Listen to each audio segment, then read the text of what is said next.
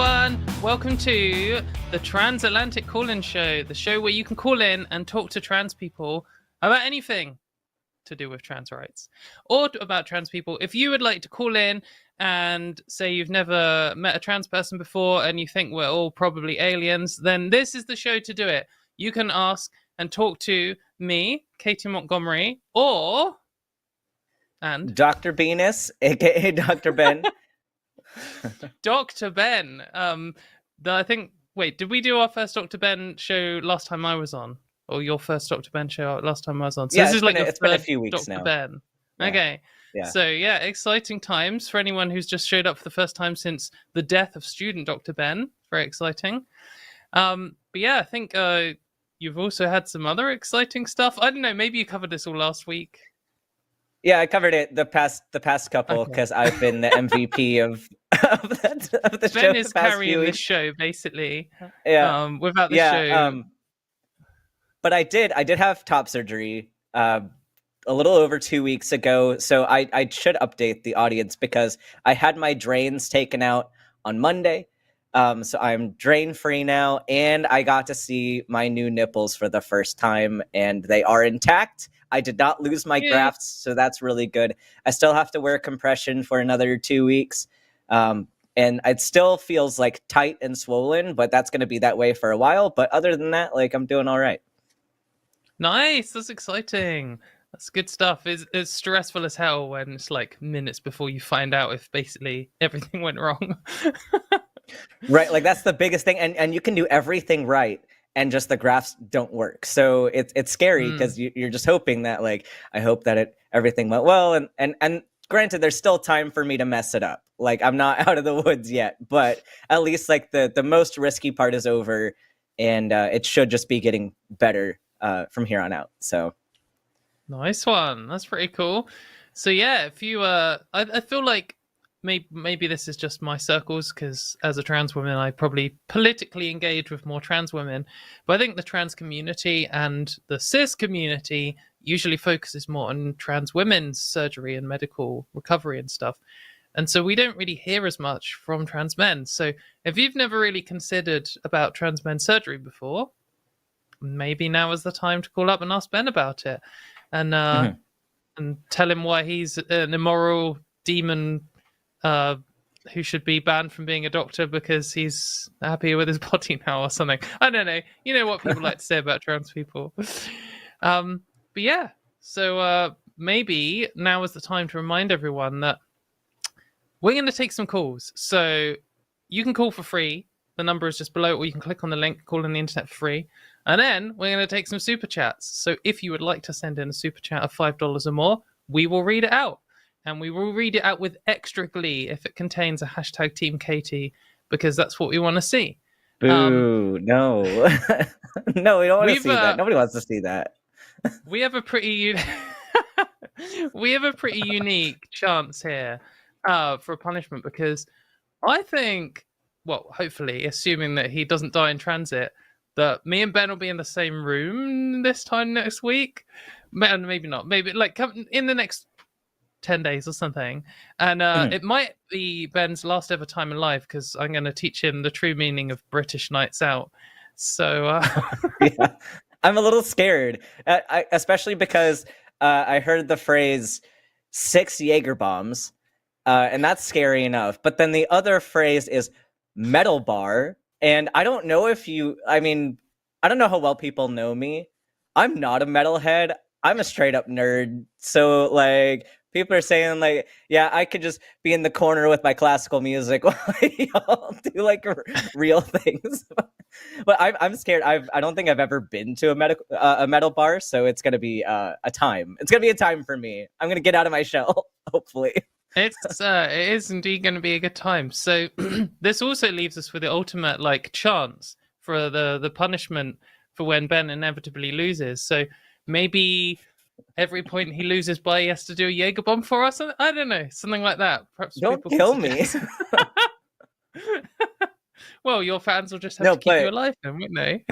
Well, but here's a challenge, because I know we have a previous punishment where I have to dress up like a metalhead. But what if I let Katy essentially like dress me up as a metalhead, and then I have to go out. That'd be pretty funny. I'd have to find some clothes that will work. Well, that's quite a challenge, actually. But yeah, okay. That's an option. That's an option. But yeah, it should be good. So super chat us, call us in. We still have a little bit of space on the lines. So if you're thinking, oh, the lines are always full, now is your chance, because they're usually full at this point. So we have a little bit of space for you. But before we do those things, we are going to look at the polls. So every week we ask a poll question, and last week we asked this question: are adopted mothers real mothers? And 97% of people said yes, which is pretty cool, and 3% of people are wrong. Did you go into lots of detail about this last week? Shall I give my take? Yeah, Arden and I went through the arguments about why this is a similar situation to the what is a real woman question, of how there's a different biological meaning versus a social meaning for the term. So yeah, let's hear your take on this, because they already heard mine. Yeah, so why I think this is interesting in the case of like combating gender critical in the anti-trans crowd is there was a case in the UK of Freddie McConnell, who's a trans man and activist, and he gave birth, and he wanted his kid to be recorded or have their birth certificate with him as the father. And they went to court, and he basically lost in court, and the UK said, no, we're not going to do it. And the argument from all like people, because obviously the reason people don't want him to do it is because they don't like the idea of trans people existing. They don't want any legal documents to acknowledge that we exist at all, and they certainly don't like the idea of a man who gave birth. It upsets all their patriarchy that they love. But obviously they can't just all say that. Lots of people did just say that, yuck, trans people disgusting, men can't give birth. But also the gender criticals have always got to seem proper, and like they just have concerns and stuff. So they were using the argument, oh, well, a kid should always have the correct information on their medical on their birth certificate, because what if medical reasons, and what if the kid needs to look up and the DNA and all of this kind of stuff that they usually say. And then obviously if you say, well, if you can't record, this kid is biologically related to Freddie, obviously Freddie is the dad, he just gave birth, but if you are saying that's an issue for the child, for their medical history and their personal understanding of their family, then obviously having adopted parents recorded as the real parents, in some way, it legally recognized as, even if not on the birth certificate, is like a problem for the same reason. And you see this, say this a lot, like, oh, unless you've given birth, you're not the real parent. They often say this about trans women, because I say, like, I hope to be a mum one day. Mm-hmm. And obviously I won't be the one giving birth because I don't have the required equipment. And they'll be like, so you can't be a mother. And I'm like, yeah, but loads of women who don't have the required equipment to give birth are mothers, and they're adoptive mothers. So yeah, I think this does end up directly tying into a lot of anti-trans arguments, because they always do. There's this thing in general that anti-trans people love to do, where they think of what they want to say, which is, I don't want trans women to be considered mothers. I don't want trans men to be considered fathers because I don't like it. And they can't say that because it makes them look irrational. So they try and generalize. And they say, oh no, I just think it's nothing to do with trans people. I just think that unless you've given birth, you're not the mother. And they say that thinking this only affects trans people. And then you'd be like, yeah, but what about adoptive mothers? And they do this all the time. They do, the other classic is, you can't be a woman unless you have ovaries. And then someone's like, well, what about my mum who had, her ovaries removed or something? And they're like, oh, yeah, but that doesn't count. And it's because they always want to just abstract out. And then the more they abstract out, the more sort of safe they feel in not looking irrational and prejudiced. But the more people, the more, other people, they catch up in their bullshit. And so I think you often see this. And the reason why I'm bringing this up as well is because J.K. Rowling, fucking hell, J.K. Rowling commented on this, where someone had said she had cropped it out of context, and someone had said, was basically saying, well, some women don't have uteruses, and she's like, oh, as if that's an argument, you know, like, just because a dog doesn't bark, and it's just like, she's hiding the response, which is the reason people constantly say, oh, but what about cis women who don't have a uterus? Is not because that's a trans rights argument. It's because the anti-trans argument is constantly saying you're not a real something unless you do something. And there is always counterexamples, and that's why people bring up the counterexamples. So, and a small thing, like going back to like the trans men being fathers argument, like it's funny because this kind of almost leads into the next poll a little bit, because we see this kind of contradictory argument from GCs saying that, well, our girls, we should not be transitioning our girls because what if they get surgery and they're no longer able to get pregnant, and what if they just want to get pregnant? It's the same argument used against all people with uteruses who want a hysterectomy for whatever reason. Saying, but what if you change your mind and want kids later? And so then you have examples that you point to of trans men that keep their organs and choose to get pregnant, or maybe don't choose to get pregnant, but choose to carry the pregnancy to term. And you have people like that. And then they're like, oh, that's so gross. Why are they letting trans people like give birth? Like, this is what you wanted. You got mad that they weren't carrying babies, and then now you're mad that they're carrying babies. So I don't know. You can never please these people.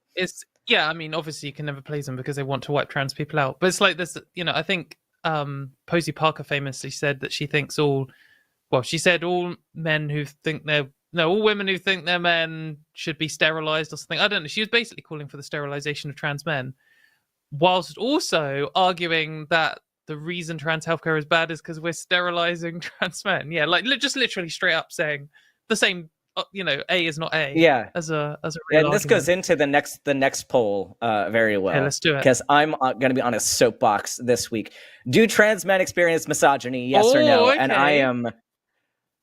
Oh man. Okay. So there's a lot that happened with this, and I've been pretty furious about this because there's a lot of division happening in the community over trans men not being oppressed and all this stuff. Like, trans men are getting thrown under the bus pretty consistently, and it's pissing me off because there are a few arguments that are used by GC specifically against trans men.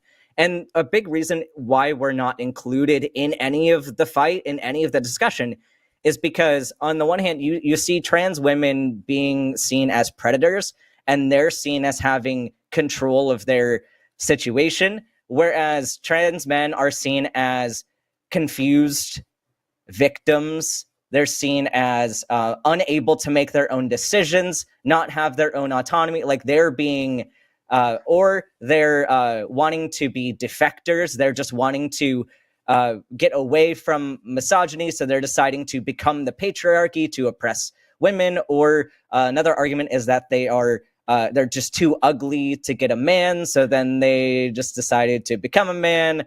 Etc. There's all these reasons of why they will, number one, infantilize us, and just make sure that we do not have any agency over our own condition.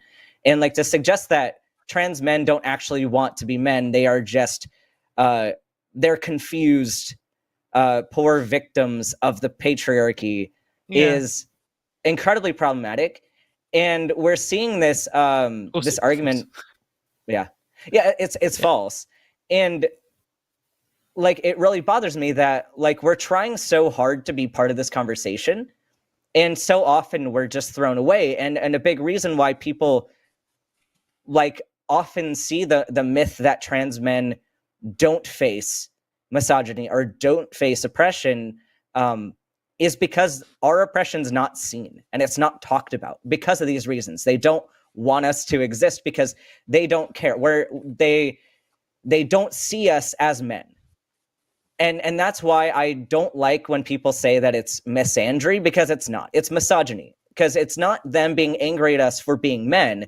They're angry at us because they don't see us as men. And they say, you want to be a man, but you will never be worthy enough to do that. Go back to your box, go sit down, be quiet, listen to the real men.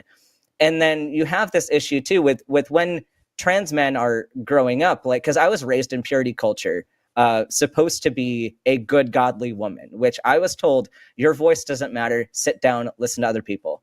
And so I have confidence issues, and I think a lot of trans men do. And so what the problem is, like, you have cis men who were raised to think my opinion matters and I belong in this room, I belong in charge, and they're competing with trans men who now we have to compete in the same arena of the patriarchy with those people that were told their opinions matter and ours don't. And so we approach things differently, and we're less likely to say, hey, I need help here. Hey, I need this, because we're told your comfort doesn't matter. Your happiness doesn't matter. And so we're less likely to vocalize our needs, I think. But something that had happened too was Sasha Colby did an interview recently, and I think maybe there's some misunderstanding. I don't know if she meant it in this way, but this is how it came across, which ended up being problematic, was saying that trans men aren't murdered in hate crimes, which is an absolutely problematic take. As number one, it divides the community. It's saying that only trans women are victims of violence, and it's saying trans men, you're not part of this conversation, and it's ignoring the trans men who have been victims of violence. And oftentimes these trans men are people of color and who already, their stories are already not being heard. And so I think the fact that, like, yeah, I would agree that the media especially shows more trans women being victims of violent crimes. But to say that one group or another is more oppressed, I think is not the right way to go. It's causing further division, and it's making people invisible whose stories just weren't heard already. And so I think we need to unite more on this front, like use this as a place to, instead of saying, well, my experience is worse than yours, like we should come together and say, hey, here's my experience, here's what I need some help with in this fight. And then trans women come to me and say, hey, here's what I need help with in this fight. And we work together. We say, okay, that's different than what I've experienced, but here's how I'm going to try to help you, and you're going to try to help me. We're going to do this together. So I really hate the discourse around this. And so there's my whole soapbox, but I think we should use this as an issue to unite us instead of divide us. Yeah, I think on that, like, yeah, totally agree. Obviously, everything you just said. And on that, the murder thing, I think it's always bad to use murder and suicide as the only examples of, sexism and like prejudice and transphobia and stuff. Because you often see people do this, like talk about suicide rates or talk about murder rates. And the murder rate of trans people in the UK is very low because the murder rate here is so low and there are so few trans people. And if one trans person is killed in a year, then it's like above average because there are so few of us. And then they're like, oh, well, there's been no murders in the last 2 years, therefore you're the safest demographic in the country. And it's just a nonsense argument. But because it misses the majority of prejudice that people experience isn't murder. And the majority of like the depression people face isn't suicide. And you can see this in the statistics. So something like 1/3 of cis women are sexually assaulted or raped in their lives, which is horrific. But for trans women, it's 2/3. And I think like if you have this kind of very simple worldview where you're like, oh, well, women are an oppressed group and trans people are an oppressed group, so there's a Venn diagram here, so they must be the most oppressed. So presumably trans men no longer face the risk that cis women do, and they just experience the transphobia, so they probably have less. But the actual reality is that 2/3 of trans women face sexual assault in their lives, but so do 2/3 of trans men. Like it's the same amount, roughly. And like that is obviously murder's horrific, and the murders that are happening are horrific. But like it's not 2/3 of people being murdered, but 2/3 of trans people, of all trans people, are experiencing sexual assault in their lives, which is so grim. Like it's something that obviously we need to do something about. But also just on the question of the misogyny thing, I think there's a really easy and obvious answer. Like, it has to be yes. I know that people might want to say no because they feel like, oh, well, trans men are men, and I don't want to suggest they're women by saying they face misogyny and stuff. But like, sexism and all prejudice is based on perception, and that doesn't necessarily just mean seeing someone on the street. It can mean, knowing who they are and perceiving them in a certain way because of information you know about them. It can mean just hearing them on the phone, all these different kinds of things. But there are situations for all trans men, I would assume, at least in one point in their life, where they are perceived as a woman or a girl. Like, even if it's when they're super young, even if they transition at like 4 years old and start passing, there were times before that where they would have experienced some misogyny, because misogyny isn't just sexual harassment. Like, as murder's like a horrific part of sexual violence and violence against women and trans people, but then the harassment is much bigger. But then even more than that, there's all of the lesser kind of things where sort of background sexism, everyday sexism, where you, like Ben was saying, teach women and girls that their opinions worth less. So they're going to have experienced that at some point, and some trans men will be perceived as women or girls, will be perceived as women, throughout the whole of their lives, at least in some context. And so they are just trivially, they are going to experience misogyny in the form of like direct street harassment, but also in the fact that the systems around us, like, for example, healthcare as well. There are some areas of healthcare which are only studied on men. Like, a very classic example is where they brought out some medication, I can't remember what it was for, and they basically only tested it on men, and then they released it to the general public, and then loads of women started having car accidents because generally their volume was smaller, and this medication, when you hit a certain amount, made you really sleepy, and so they didn't have the don't operate heavy machinery or drive a car warning on this medicine after it. Maybe you know which drug I'm talking about, Ben. I don't know. I don't.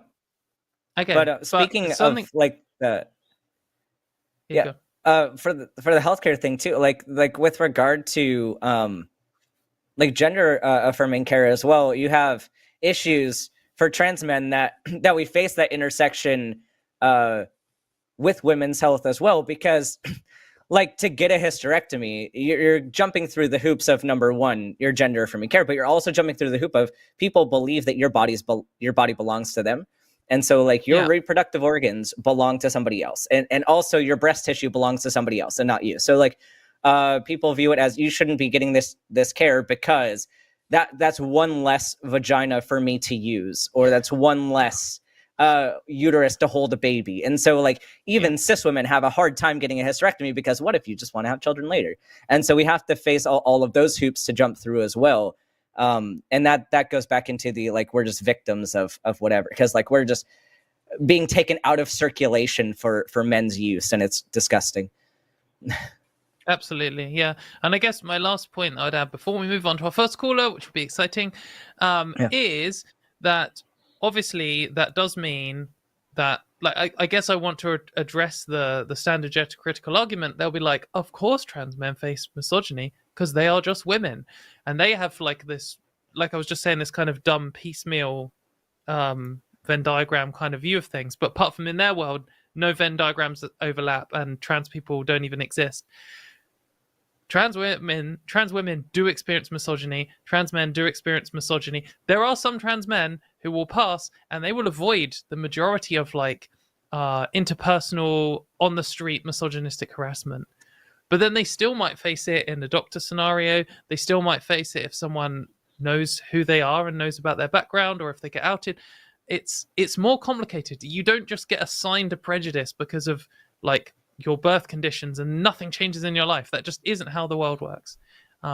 Anyway, I think that was a good discussion. Good soapbox moment.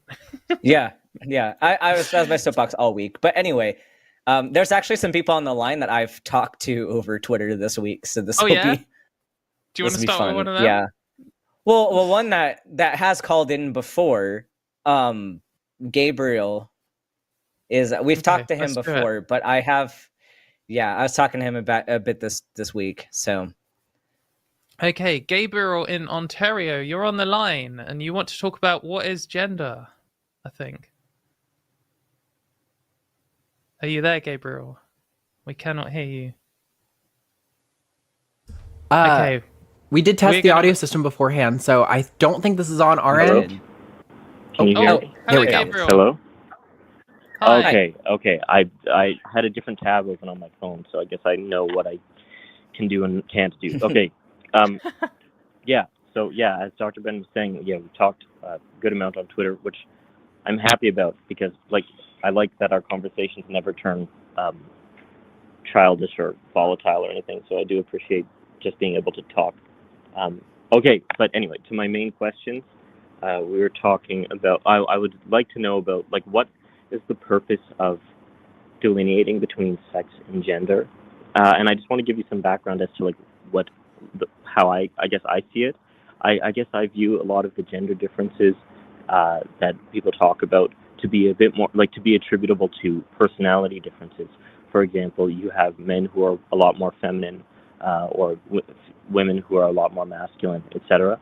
And so I'm just trying to understand, like, what is the utility of using gender to kind of demarcate that, but it also seems to talk about a whole lot more than that. And so I just want to hear some of your thoughts, and I'm sure we'll have some discussion following from it. Do you want to go first, Ben? Yeah, because that's actually a good point that we were kind of getting into with our Twitter discussion was because Gabriel had said on Twitter that he had believed that sex and gender were related or, like, connected. And so going along with, now that you're bringing up the personality things, like, yeah, I fully agree that there are people who are men that are more feminine. There are women that are more masculine. But when we think about gender in society, we're not just talking about gender roles or gender stereotypes, because I think even if you got rid of stereotypes and gender roles, you'd still have gender identity, and you'd still have ways that you interact with society based on your gender, such as calling somebody sir or ma'am, using he pronouns, she pronouns, they pronouns. Those are all examples of how you use gender to engage with society. The clothes that you wear is part of a role and stereotype that's also kind of connected with how society interacts with gender. But I think, like, probably one of the easiest things to go off of is pronouns and titles, because that's something that you can't necessarily argue is just a role or stereotype. Like, if somebody says that they are a woman and they're comfortable being a woman, but they like to express themselves in a more masculine fashion, but they say, I want to be called a woman, I want you to use ma'am for me, I want you to say use she, her pronouns. That's a way to engage with society that is not based on a necessarily a personality trait. And so you can have anatomy, that's your sex, like, that doesn't connect with that way that you want to interact with society. And so that's an example of where I'd say you can't say that this is purely a stereotype or a personality difference. I want to hear what Katie's thoughts are, if she has any, like, good examples. Yeah, I think one of the classic sort of anti-trans arguments, not that I'm suggesting you're anti-trans or anything, Gabriel, I'm just saying as an example, one of the classic anti-trans arguments is to say, if we got rid of stereotypes, then trans people would just stop existing, because we only exist as a reaction to stereotypes. And I think if you acknowledge that there is loosely some difference between what we say about sex and gender, even if it's not a dichotomy, then you're acknowledging that people medically transition sometimes and they socially transition sometimes. And so, I mean, I feel like the claim people are getting genital surgery because they like pink or something is just ludicrous, and there's no evidence for it at all. So I don't really see why I would have to disprove it, because no one's proven it in the first place. But yeah, I think that if we do imagine a world where we have got rid of gender stereotypes and gender roles, would we still see some kind of gender differences is an interesting question. Or would we see some kind of personality differences between men and women generally? And it's quite a controversial question. I've seen one good TED talk, I can't remember who was describing gender as a language and a form of communication. And if you look at it as that, if there was no such thing as clothes or makeup, and everyone was shaved bald, and there was no form of expressing whether you're a man or a woman, and it was just purely naked human bodies, then we would make certain presumptions about someone's sex, obviously, quite quickly from seeing their genitals and the shape of their body. And people gender in some way is a form of kind of communicating that. And some people, you could argue it was a form of communicating that. And that might be why you often see trans people, when they first come out, kind of swing further towards a stereotype and then move back towards a kind of more average position, because they're very strongly trying to communicate, this is how I want you to see me. Here are all the tools I have available to me. Like for trans women, generally in society, women have long hair. So maybe if I have long hair, there's a slight piece of communication here saying, I'm trying to communicate to you that I'm a woman. And obviously that can wind up some of the sort of more feminist side of the anti-trans position, because they will be like, well, are you not just, enforcing this? And I would say trans people's ability to enforce anything is absolutely negligible. So it's kind of ridiculous. We're responding to the rules that cis people have created in society and just saying I just want to move through society with as minimal friction as possible. So I'm just kind of trying to signal to you to leave me alone. But right. Yeah. So I think. So go on, Gabriel. Oh, sorry. I don't mean to interrupt. There's always a bit of a delay, so if it sounds like I'm interrupting, just tell me, and then I'll shut up. But okay, yeah. Well, I was gonna say my innate reaction is that I feel like I'm comfortable with there being a distinction, with it not being a perfect one-to-one correlation between sex and gender. But I think and I like the idea that gender is kind of influenced by social, interactions. But I would also say that it makes sense for it to be grounded in human biology. And I have some examples. I live in Canada. I don't know what it's like in the U.S. by way of insurance rates for cars and stuff. But here it's okay, well, the rates for guys my age are higher than for our female counterparts, because it's determined that we are more aggressive drivers, for example, or more reckless, or whatever you'd want to say. Yeah, so that's a funny example, because do we actually have data that has a causal relationship between someone's sex or gender and their aggressive driving? How well has that been validated? I'm not or is sure. that a stereotype and assumption that's used in the particular industry? And that's something that you'd have to prove and you'd have to provide data for. But there is something I actually, at some point, I want to get up and grab a book that I have, because I'm going through, and it's an undergraduate level sociology textbook. So it's pretty easy to understand, but really goes into some of the nuance of what is gender in society, how does it relate to sex? Because I will agree that for the majority of people, you have some correlation between their sex assigned at birth and their gender identity and their gender as they relate to society. And so there are degrees of overlap. And this book, I think, does a good job at highlighting, how do we determine what that overlap is? Is there a significant relation between the biological sex and the way that gender identity presents in society? Is this a meaningful distinction to keep? Is it a only mildly important distinction? How sex specific are these traits? And because all of them have overlap, right? So we have to determine the degree of overlap. And then the problem is, with these arguments, you kind of get into a dichotomy of you're either 0% overlap or 100% overlap for there to be overlap. But that's not true. Every trait has differing degrees of overlap. But I think gender criticals oftentimes say that all overlap is the same. which is not a good argument to take, because you have to look at traits individually to notice that overlap. And I'll probably let Katie speak, because I do want to grab this book real quick. Yeah, do it. If you can one up on Katie, so I can go grab it. Yeah. On the like the car driving thing, if we just accept like the fact that men are worse drivers as a fact, just say that's been proven, and then we say, well, does that then apply, like how does trans women and trans men apply to this? And you might say, oh well, trans men are men, therefore we should treat them as men in this insurance thing.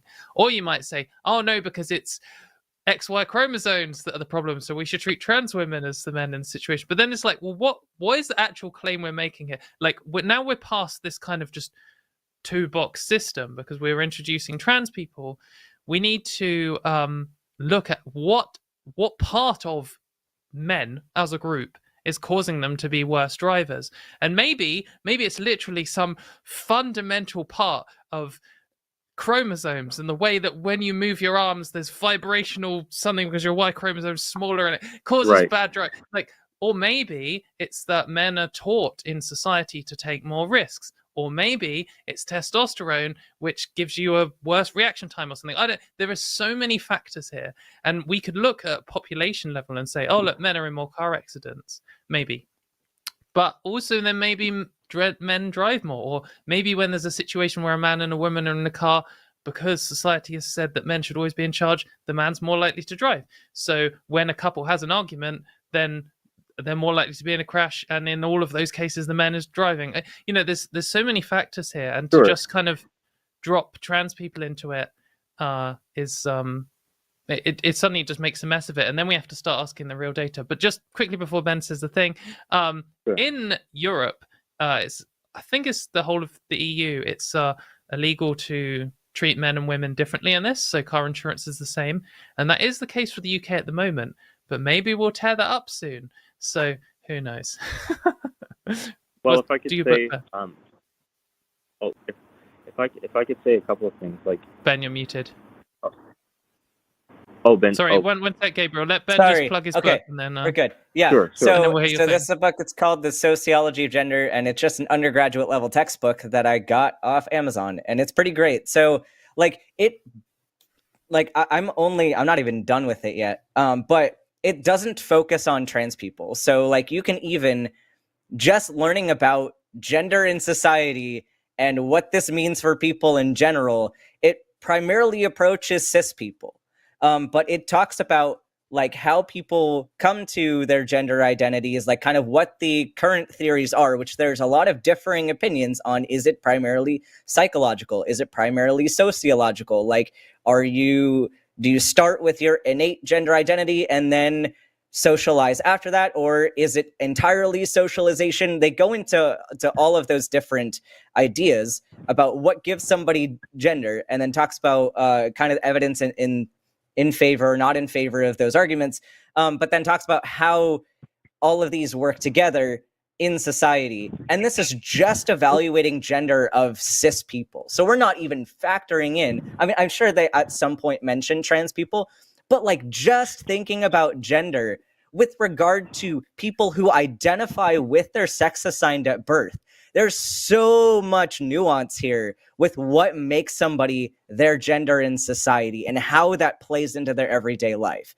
So I highly encourage you to read more about that, because I think it'll help you understand why this is such a sticky topic and why you can't just say that sex and gender are inherently linked for all people. I don't think that they're, I don't think that they're perfectly one-to-one the same. But I do think that this is where and I don't mean this as a gotcha or anything, but I think that this is where it's important to define, what is it, unless I'm mischaracterizing things, but if a trans man, the claim is not that they're identifying as a biological male, unless I'm wrong, maybe that is what the claim is. But and another example that I have back to the car thing, it's not just the cars, for example. There's a reason, even why women's makeup, for example, tends to be more brightly colored. It's because I'm sure there are lots of reasons, but at least one of them is because men are more responsive to that kind of sexual stimuli, like brightly colors. Is that So Gabriel, I feel like you're spilling out a lot of things that you think are true, but probably don't have evidence for. And I'd like to see some evidence for any of these claims that men respond a certain way to makeup, or that makeup is a certain way because of this male response. Like, I'd like to see some citations. Okay, I'm not saying it's one-to-one that makeup was invented for X purpose. I'm not saying that you're saying it's a one-to-one. But if you're going to make a claim, like, you are making a claim that this is related, and if you're going to make a claim that it's related, like, you can intuit whatever the fuck you want, but your intuition could very well be wrong, and the data that you see personally could not be a representative of the actual truth. So I think if you're going to make claims that there's a relation, if you're going to make claims that there's a relation, you need to give citations, please. Sure, I'll link them to you on Twitter, because I have a bunch. I've studied this stuff pretty, in depth. But I do think, again, that it's important to define, like, what precisely do you mean by saying, okay, I identify as a man? Is it I identify as a biological male?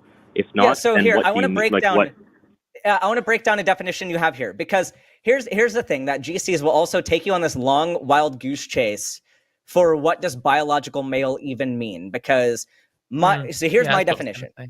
Here's my definition, because, like, biologically, that's anything that's going on physically in your body, correct? That's what, when we're talking about biology, something that happens within your body is biological, right? Or the boundaries of your body. Yeah. So I'm gonna ask you this in questions, and instead of just lecturing to you about it. So is your anatomy considered biology?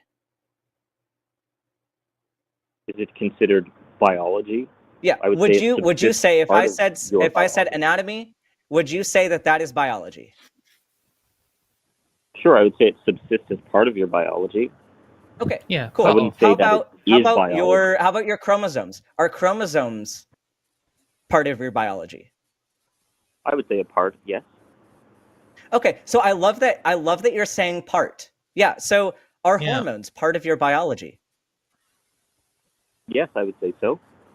Yeah. Like, if we so mean the all same of these by factors, part, yeah. Right? So all of these factors together make up, like, what you would probably consider to be a biological male, right? They would have certain characteristics of these biological categories, and as you just agreed, you just agreed that these are parts and not the whole, right? These are aspects, certain aspects of somebody that would be classified as a biological male. So let me ask you this one question. Can any of those factors change via biology? Yeah, but can I clarify quickly? I think that the same distinction that you made before.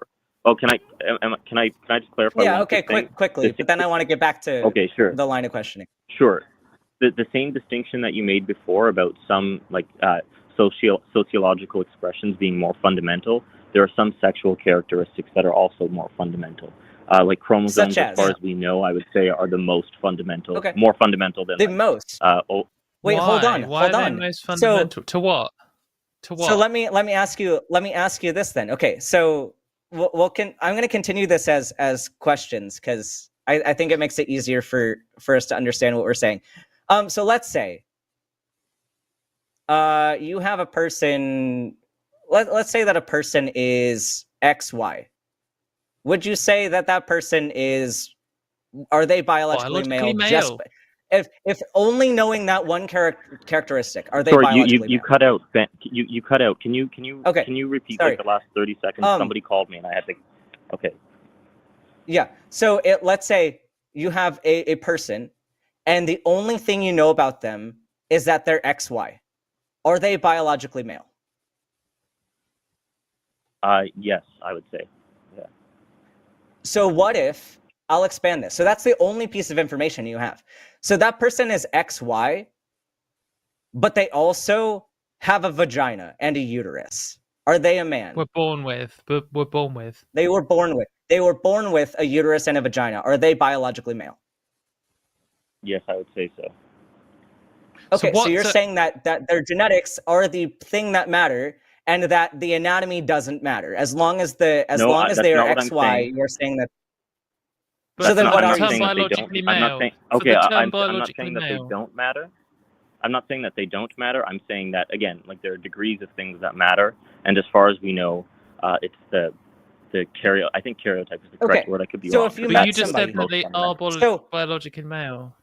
Yeah, Gabriel. So let's say you're in my shoes. You're a doctor, and you have a patient that comes to you, and their entire anatomy is phenotypically female. They have an intact vagina, an intact uterus.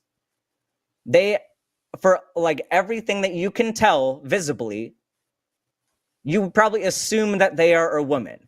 You get a karyotype on them, and they are XY. Are they biologically male, in your view? Yes. But okay. so would you interact with them in society? Would you? Yeah. Sorry, Katie. No, it's okay. No, I think the best question to ask here, or to point out here, is earlier we were talking about how your biology is made up of all these different things, including hormones and stuff, and now you're saying it's just chromosomes. So I think you need to No, I'm not pick a that. position. I'm not saying that. Well, you are, Sure, because Ben's just described a person who is entirely has all of the female characteristics apart from this one, and you're saying that still makes them biologically male. So we could say, yeah. Okay, I'll clarify quickly. As I said before, there are some markers that are more fundamental, like there are degrees of how fundamental. But you're saying this one is so fundamental. Can I give an example? Well, can I give an example? If I were to say, like, if I were to describe a human being as, okay, human being typically has 2 arms, 2 legs, et cetera, and you go up the scale of how fundamental things are, I could still be a human being if I have no legs, no arms, or 3 legs, or 3 arms, and so forth. But it's like the DNA, the most fundamental. But that's the opposite of what you're arguing here, because you're saying if you're XY, then you're male regardless of anything else. So it's not just the most fundamental. It's like. Just like I'd be a human regardless of if I have 3 arms. You know, it's the DNA, the most fundamental way of defining it, that defines it. And I would say that the chromosomes are more fundamental. Having 2 arms isn't part of the definition of human, is it? It's not like if you said. But we're talking about the definition of sex. We're talking about the definition of sex. Sure, I don't think that the definition of sex is necessarily. Sexual characteristics and the definition of sex are different. Like, I would say that if you're talking about normal sexual characteristics, it's normal that a man has 2 testicles, a penis, et cetera. But sex itself is different. But we're not talking about it, if we're talking about what you're saying, you use sexual characteristics as the. You're saying that sex is purely defined by chromosomes, though. You're arguing both at the same time. Fundamentally, yes. But entirely, because if you're XY, then you're male, and if you're XX, you're female. That's your full definition. And for sure, there are other combinations which you can arbitrarily assign to one or the other. But you're saying if someone is XY, it literally doesn't matter any other part of their body at all in any way, they are male. So that means the definition of sex is their chromosomes. I would say that's the most fundamental part of the definition. No, and then if you want to talk about sexual characteristics, it's the full definition. It's the full definition because there is no other things you can change. If someone is XY, you're saying literally nothing else matters at all. Sure, then we'll go with. Which is funny because you can have. Which is funny, Gabriel, because like if you tried to go down any other path of discussion, like the pure like identity of the chromosomes doesn't even account for the cascade that they produce, because we have examples of people who I have a case report of is a mother and a daughter, and the only reason they went to the doctor at all was because the daughter didn't menstruate like into her teens, and so they were like, this is odd, we should figure out why my daughter's not menstruating. And it turns out this person was an XY female, completely like you couldn't tell at all that this person was XY. So they had something within there. It was interesting too, because it wasn't even an SRY translocation. It was something probably with SOX9, because they had SRY. So like the fact that they had XY didn't matter for how they were going to present. But the most fascinating thing about this case was not that this daughter was an XY female, but the mother was an XY female also. So the XY mother had a child. Her own biological child was also an XY female. And why this is important is because if we say, because we could just say, okay, the definition of sex is just chromosomes. But then in that case, when is it useful? It's useful for talking about chromosomes, but it's clearly not, like, we couldn't say no males have given birth, because there is an example of the vast majority of the time, right? Like, it's useful. No. We are talking about trans people, and in the cases of us, it's never useful because. Well, how would you define biological male and female? No. We're not. If you have an issue with a thing, you can't then say, "Oh, well, what's your definition then?" Because if you don't have a better one, then we should stick with this one. We're pointing out the issues. You asked me, so I'm asking. Defining sex. And so one of the issues, if you say sex is purely chromosomes, is obviously you end up making bad assumptions, because the reality is that we have examples, for example, like that of a biological male, an XY person who was naturally given birth without any kind of surgery or intervention. But then also it's the same when we're talking about stuff in society, when we're talking about laws, when we're talking about who's facing sexism, when we're talking about all these other kinds of things, when we're just talking about our friends and who we interact with. Oh, that woman over there.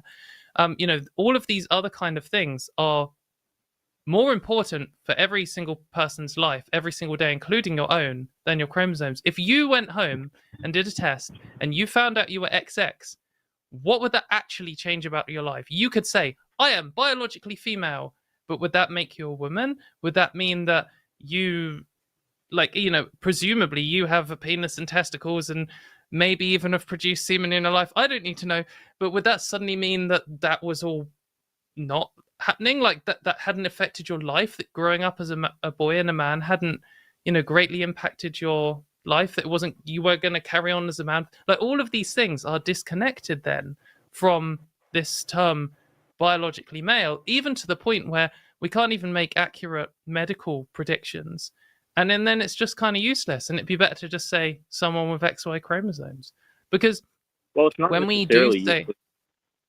It's not. Well, it's useless in any time we're not talking about chromosomes, because then it's just wrong, isn't it? Because if you say, if you want to talk about something that correlates with being male, and you're saying, we're talking about biological males, but you're just replacing biological male for XY chromosomes, then when you say people with XY chromosomes have a higher testosterone level than estrogen level, then sometimes it's just wrong.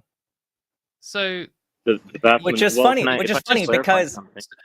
Well, because here's something too, like with the hormone levels, cis women also have higher testosterone than they do estrogen and progesterone. Okay. All humans have higher testosterone. Well, no, but it's an argument that people like to say that testosterone is a male hormone and estrogen is a female hormone, but like it's not even really true. We can't even use hormones to say that produce times the amount that women do. That's also. But it would, so just women. But that's something that can change, right? I can change the amount of testosterone someone produces. Yes, but I'm saying naturally. Just to bring, hang on a sec. Gabriel, naturally is a naturalistic fallacy, not interested. But just to bring it back to your original question before we move on, because this has been a really good discussion, I'd hope you can call back. We have other callers.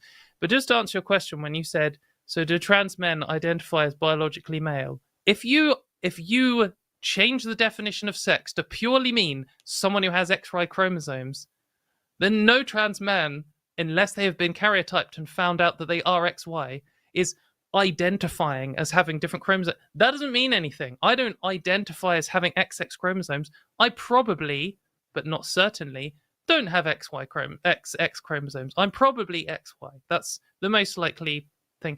I don't identify with my chromosomes at all. I literally don't give a fuck. If there was a procedure to be able to change my chromosomes and it cost £100, I wouldn't waste my money because they don't affect my life. But what I do identify with, or how I would describe the reality of my life, is that when I interact with people, they treat me like they treat other women. My legal documents say an F on them. I see myself as a woman. That's how I move through society. That's how I experience things. And also, my hormone levels are closer to a cis woman's than a cis man's. I was reading a paper just recently about how hormone levels even change your actual DNA through epigenetic interactions. My biology has physically changed. My chromosomes haven't changed, and I don't care, and I'm not interested, and I don't identify with them at all. But when I say I identify as a female, I'm talking about the things in my life that actually matter. So that's the answer to your question. Well, first I would say that I'm not changing a definition of sex. This is, as far as I know, this is the common nomenclature. Yeah, you are. But secondly, it's not. Secondly, common nomenclature from a non-biologist. I've saw, because Gabriel, you were on Twitter throwing out several dog whistles, such as your definition of woman in that case was adult human female, which is really a dishonest argument. So I don't trust your definition of sex. Anyway, how is that dishonest? I just Googled it. We've gone through whole conversations about why that's a problematic argument, and I tried to engage with you on that, but I don't think you engaged with me on that particular point. But that's a whole seperate call. I think we've talked a lot today, just before we hang up, Gabriel, if you were to Google it, if you could Google the definition of women, it actually says adult female human, not adult human female, and that's the difference between we're saying you're the non-dog whistle. Gabriel, anyway, we're saying that your wording is discussion. Yeah. This has been a good discussion, and we would love to talk to you another time, Gabriel. Thank you very much for your call, and I hope that we have all had a good time. We are going to move on. I could do that kind of discussion literally forever. Same. I won't. So let's talk to Simon, who wants to update us on his transition decision. Simon. Oh, hello. Can you guys? Okay. Hi. I've called in a few times before about not being sure about whether I wanted to transition or not, and I can say now that I have my appointment for HRT on June 26th. So I have decided to transition. Congrats! And it wasn't an easy journey, especially since the right-wing friend I told you about, he is no longer my friend. He, friend of 10 years, he ended our friendship by saying that I will burn in hell forever and that I'm not the friend that he used to know, and that I've been brainwashed into being a horrible person that is not the same person that was his brother from another mother. So that wasn't easy. I also probably can't come out to my brother or my dad until it's obvious, essentially, because my little brother just 2 weeks ago told me that he thinks that I'm a burden on him and that he doesn't want to hear my problems. Apparently he even holds it against me still, that 2 years ago when we went out to eat, I brought up that I was considering suicide, and he still says that it annoys him that I ruined his evening. So that's another avenue that that sounds like this person's not worth your time. I'm sorry that you're losing relationships, and it's not easy to go through any of that, but also if they're gonna act like that, they're really not worth your time, and they're probably not great people to begin with. You just hadn't done anything that they disagreed with at that point, but it's still very difficult. Yeah, but I'm happy that I'm starting the transition process now, and I think that at least partially you guys helped me along that way, and I wanted to say thank you. Oh, well, I'm honored that we could help, and I'm glad we could help clear your mind on some stuff. And Yeah, no, it's really good to hear an update, and I'm sorry that you've had some garbage experiences. I guess most trans people will have some kind of bad experience with someone when they're coming out, and Yeah. some people will come around, and you might end up being friends or having a good relationship with them in the future. Some people do realize that their initial reaction was wrong, but some people just don't, and that's like the sad reality of coming out as LGBT in the world. But I guess you've just got to stay strong. And I guess one thing that I'll say is, I deeply care about my friends and my family, and for me, probably coming out was the most stressful bit of transition. And I put in so much effort to make sure I didn't lose anyone, and I really just wanted to just keep everyone, whatever that took. And now, I was very lucky. My friends would range from generally supportive to very supportive, almost all of them, and my family too, eventually. But now, like years and years and years later, I have just grown as a person like everyone does. And some people who were my really close friends then just aren't now. Not because we've fallen out, just because we've grown in different ways. And I have loads of new friends, even just from the last couple of years, who I'm like some of my closest friends. And I guess it's worth reminding yourself, if you lose friends, that it's horrible. But it is also something that happens to everyone for multiple reasons. And when you come out and you're able to live your life and be yourself and be kind of free of the burden of, dysphoria and being depressed and stuff, you can make great friends, and I don't know, just have a good time. I'm trying to be kind of optimistic. Yeah. I hope it's helping. But yeah, I feel like I've never had better relationships than now, really. So. Well, I kind of hope that I will be getting some good relationships in my future. Though right now it's not very easy because it seems like even more things are falling apart. But I don't even want to like stress on that point too much. I just I have something to look forward to now. Good. Also, with the past caller, I don't know if this helps, but like some people have told me this is a good analogy between like gender, why there needs to be a difference between gender and sex. So so essentially I tend to liken it between country and like citizenship. So if you can say that you're Ghanaian if you're from Ghana or something, or Ugandan, even if you're not black and if you were not born there.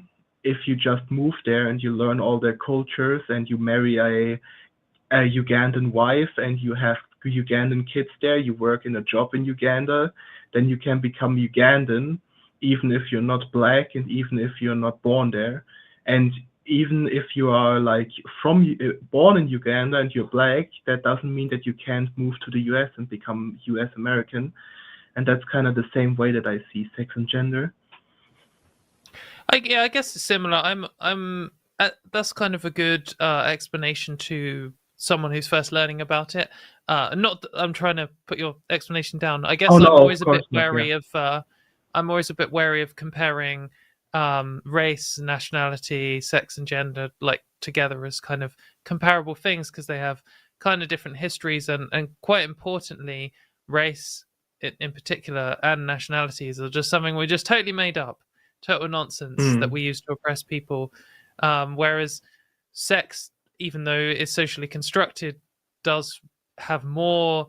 There's more to it, like as substantially than there is something like race. Because like I won't go into it too much, but obviously, like when you say a black person, generally people would describe everyone from sub-Saharan Africa as black and say they're all the same race. But if you look like genetically, there maybe is more genetic differences between people within the same country who are from sort of different ethnic backgrounds from one African country than there are between like everyone in the whole of the USA.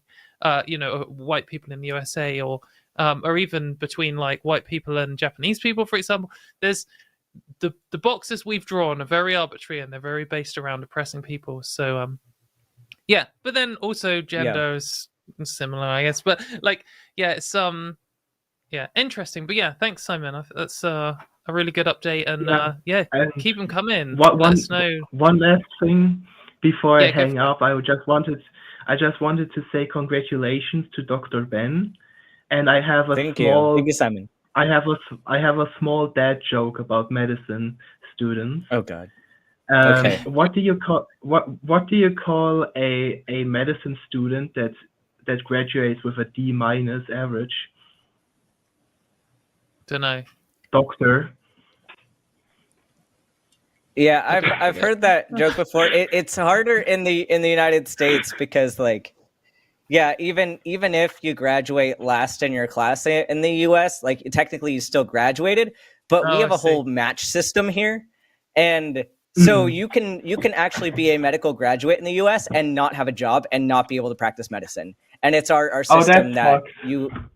Yeah. Oh, it's so messed up. There are 8,000 graduate doctors right now that do not have a job and cannot practice medicine because of the match. But anyway, that's a whole separate tangent for another time. I hope you get a great job at like a big hospital or something. And get I already have a job. from I matched. I'm not one of the 8,000 that didn't, but yeah. All right. I wish you guys a great. What's it for you guys? Afternoon? For me, it's like evening night. for me. So, yeah, afternoon for them. yeah. Good evening / afternoon, and have a great day. Thank you. Bye bye. Thanks, Simon. Bye. Before we move on to the next one, we got to hit some announcements. I don't know if you wanted to do them. Well, you seem very keen to do them, so I just had to make sure that you didn't forget, because sometimes you forget to do the I was just announcements. about to do it. Okay. We can take it in turns. How about we do that? Okay. I'll do the first one. Okay. So, did you know that this channel actually has loads of different shows on it, and we're constantly making the channel better, which is really exciting, and we've got some big plans. But right now, you can watch loads of other cool shows. So obviously, the Transatlantic Call-In Show is what you're watching right now, and this is live on Thursdays. But we have almost one show every day of the week. The next one you can watch is on Sunday, and it is Matt and Jimmy together on the Sunday show. Ben, what's on Monday? Yeah. We're doing okay. I was like, I don't know how we're doing this, but anyway. Okay, sorry. Monday is Skep Talk with Aron Ra, and I don't know if it's just going to be Aron Ra or if there's also going to be somebody else. But either way, you're going to get Aron Ra on Skep Talk. I think that God himself will be appearing and debating Aron about it, so that'll be interesting. Definitely. He is in the room. On Tuesday, it is the premiere, first ever episode of Dying Out Loud, which is an interesting title, with Dave Warnock. So that should be pretty cool. Dave's come and see him loudly die. Yeah, Dave's a sweet person. We're good friends, and I'm very excited that he's getting his own show on this channel. And then on Wednesday is the Hang Up with Matt and Skeptics and Scoundrels, another person who I just met virtually for the first time. Also seems like a cool person. So if you want to watch Matt yell at some people and hang up on people, then you can watch on Wednesday. And then, of course, I don't know if Katie wants to announce the best show on the line next week. The best show, come back for next week for Transatlantic. And it's going to have Arden on. And here it says with the surprise guest. So hopefully the guest is not a surprise to Arden minutes before the show, like was the case last week. They are unconfirmed currently, is what surprise means in this situation. Okay. Yeah, so there was a scheduling mix-up last week, and they thought that I was going to be doing the show, but I was on the beach. And I didn't see I had like loads of missed calls that I literally didn't see for like 3 days, and I just logged onto my WhatsApp for the first time in like a week, and I was like, oh, whoops. But it's how it works out sometimes. But yeah, like and subscribe. Thanks. Let's do another caller. let's talk about. I kind of want to do the UK one, but do you want to do it now, or should we do another non-UK one before? We can do the UK one first. That's fine. Okay, we'll do a little bit of UK, and then we'll do a little bit of non-UK. So we're going to talk to Alison, who is in the UK and is worried about the way things are heading. Alison. Hi there. Hope you can hear me okay. Yeah, we can hear you. Yeah, great. Yeah, so best probably a bit of backstory about myself. I came out 7 years ago, went the NHS route, really awful first year. But things eventually got better, eventually got into hormones, had my surgery last year, and everything was like really happy for me. And then the EHR letter came out, and then it's got me really sort of a bit more worried about where things are heading, and sort of basically it was what I think a couple of months ago where I found you online on Twitter, and then I found your show and I started watching more and more, and basically that's the only reason why I actually found out about the EHRC there. Otherwise I'd have been in blissful ignorance, as they would say. And so basically since then I've been looking more into things and everything, and yeah, it's just really got me scared, and it's got me worried about where things are. I've been trying to work out what I should do, what I should be planning. Should I be planning this? Should I be planning that? Should I be, because where I live at the moment, I am pretty much openly out. Not exactly through choice, more for the fact that a lot of people knew me beforehand, and so it's a small town.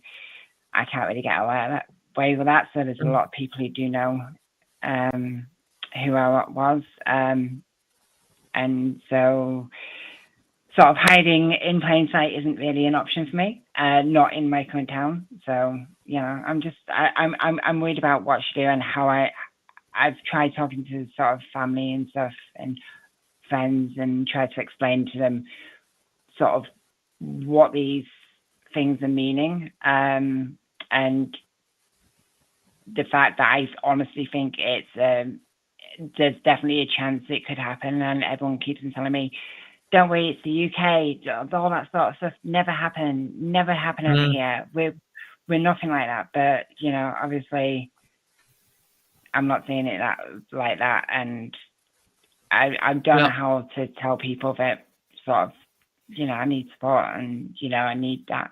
I mean, I've done everything on my own. I've not had a support network since I came out, really, and yeah.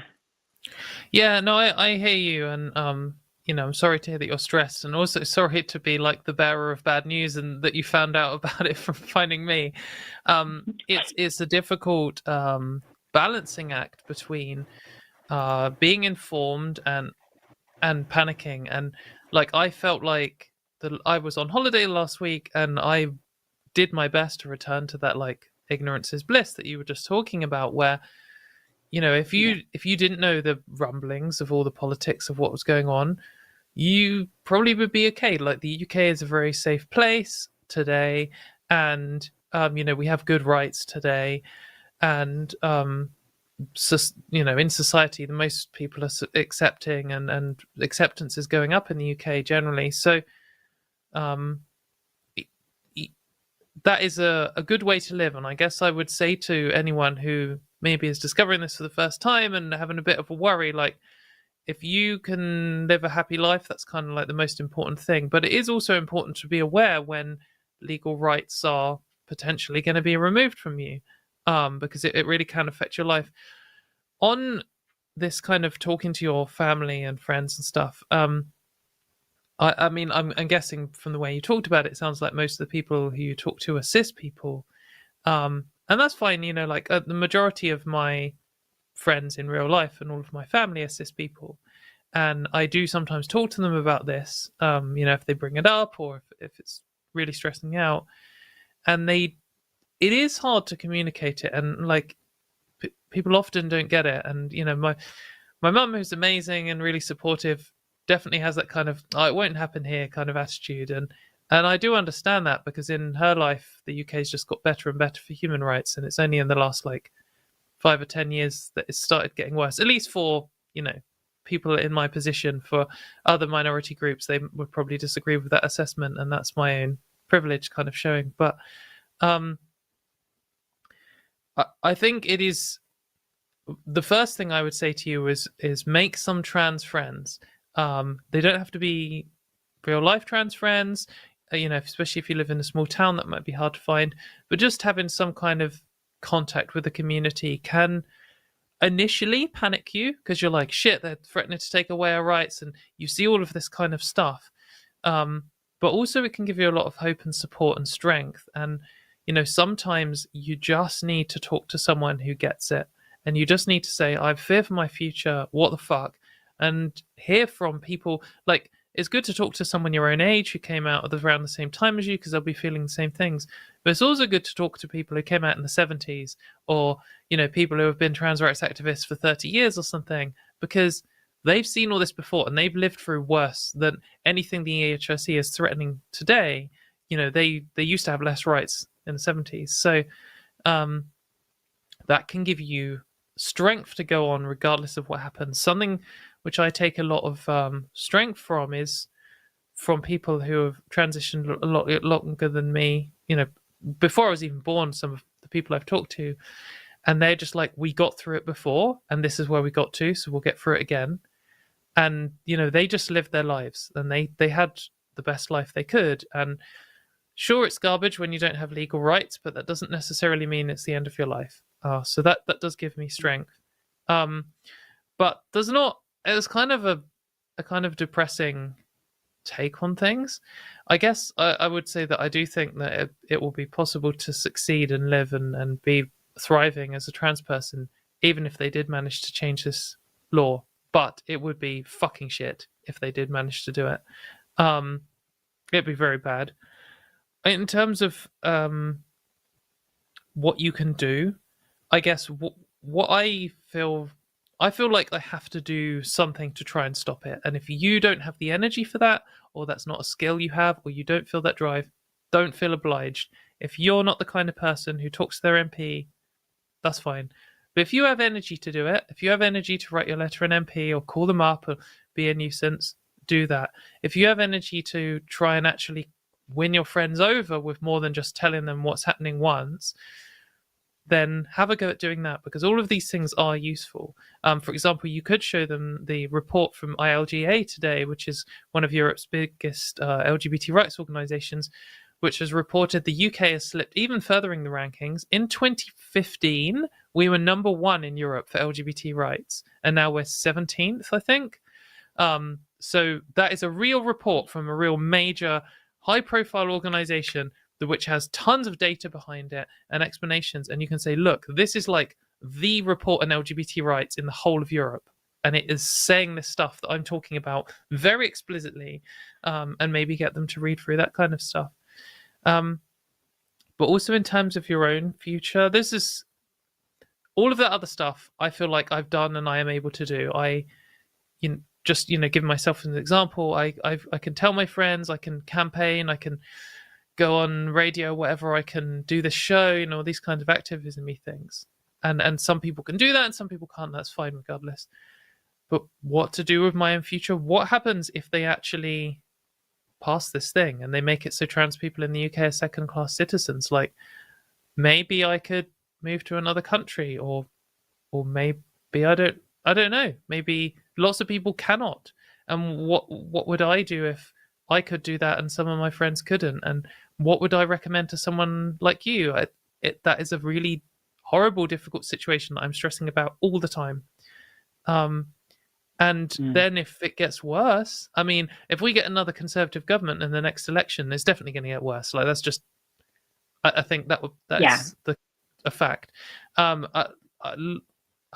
Some hope I have is that it looks like we won't be getting another Conservative government, but you just never know. And if they try to take away our passports or something, I mean, I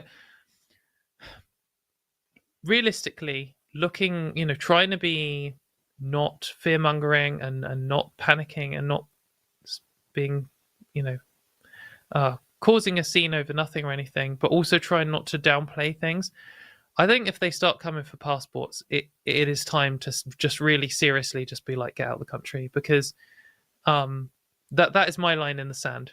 If there's rumblings of that, then I think you need real plans. If it's possible, even in a desperate situation of just getting out and seeing what you can do. It's not impossible that trans people could even become refugees from the UK. I just don't know. I don't know where it's going. But what I'd say is right now, nothing has happened. The EHRC has been corrupt for a few years now. It's totally fucking garbage. It's lost all of its credibility. The people in charge obviously hate trans people, but they have so many other problems going on. They're going to lose the next election. They just lost 1,000 councillors in a single election.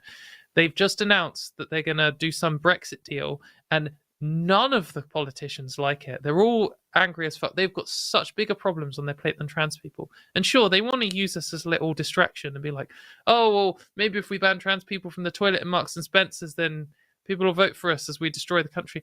But there's only so much that works. And there is such a resistance to it. Like, for sure, maybe you feel like you've only just found out about this and your friends don't know at all, and that can feel very isolating. But go and look at some of the recent protest photos. Thousands of people show up to trans rights protests now. People are getting more informed than ever. The backlash against trans people is so big that it's roping in random liberals who are just like, what? Why are people hating trans people so much all of a sudden? And they've been asleep at the wheel for like months and months and months, years and years, but they are noticing now, like, the pushback against the pushback is coming, and you can feel the kind of groundswell for that. So I guess the advice I'd give to any trans person, and then we can move on to the next caller, is just look out for yourself first, and make sure your situation is good first. Just think, what would happen in my life if they made it so they could ban me from random things? Like, where do you actually go? Would your work do that? Do you need to start looking for a safer job right now? The pub that you go to. Sorry, go on. No, go on. I was going to say, one thing I have actually done, especially with this with the announcement, one straight fear was that, if I was living in a town where I am out,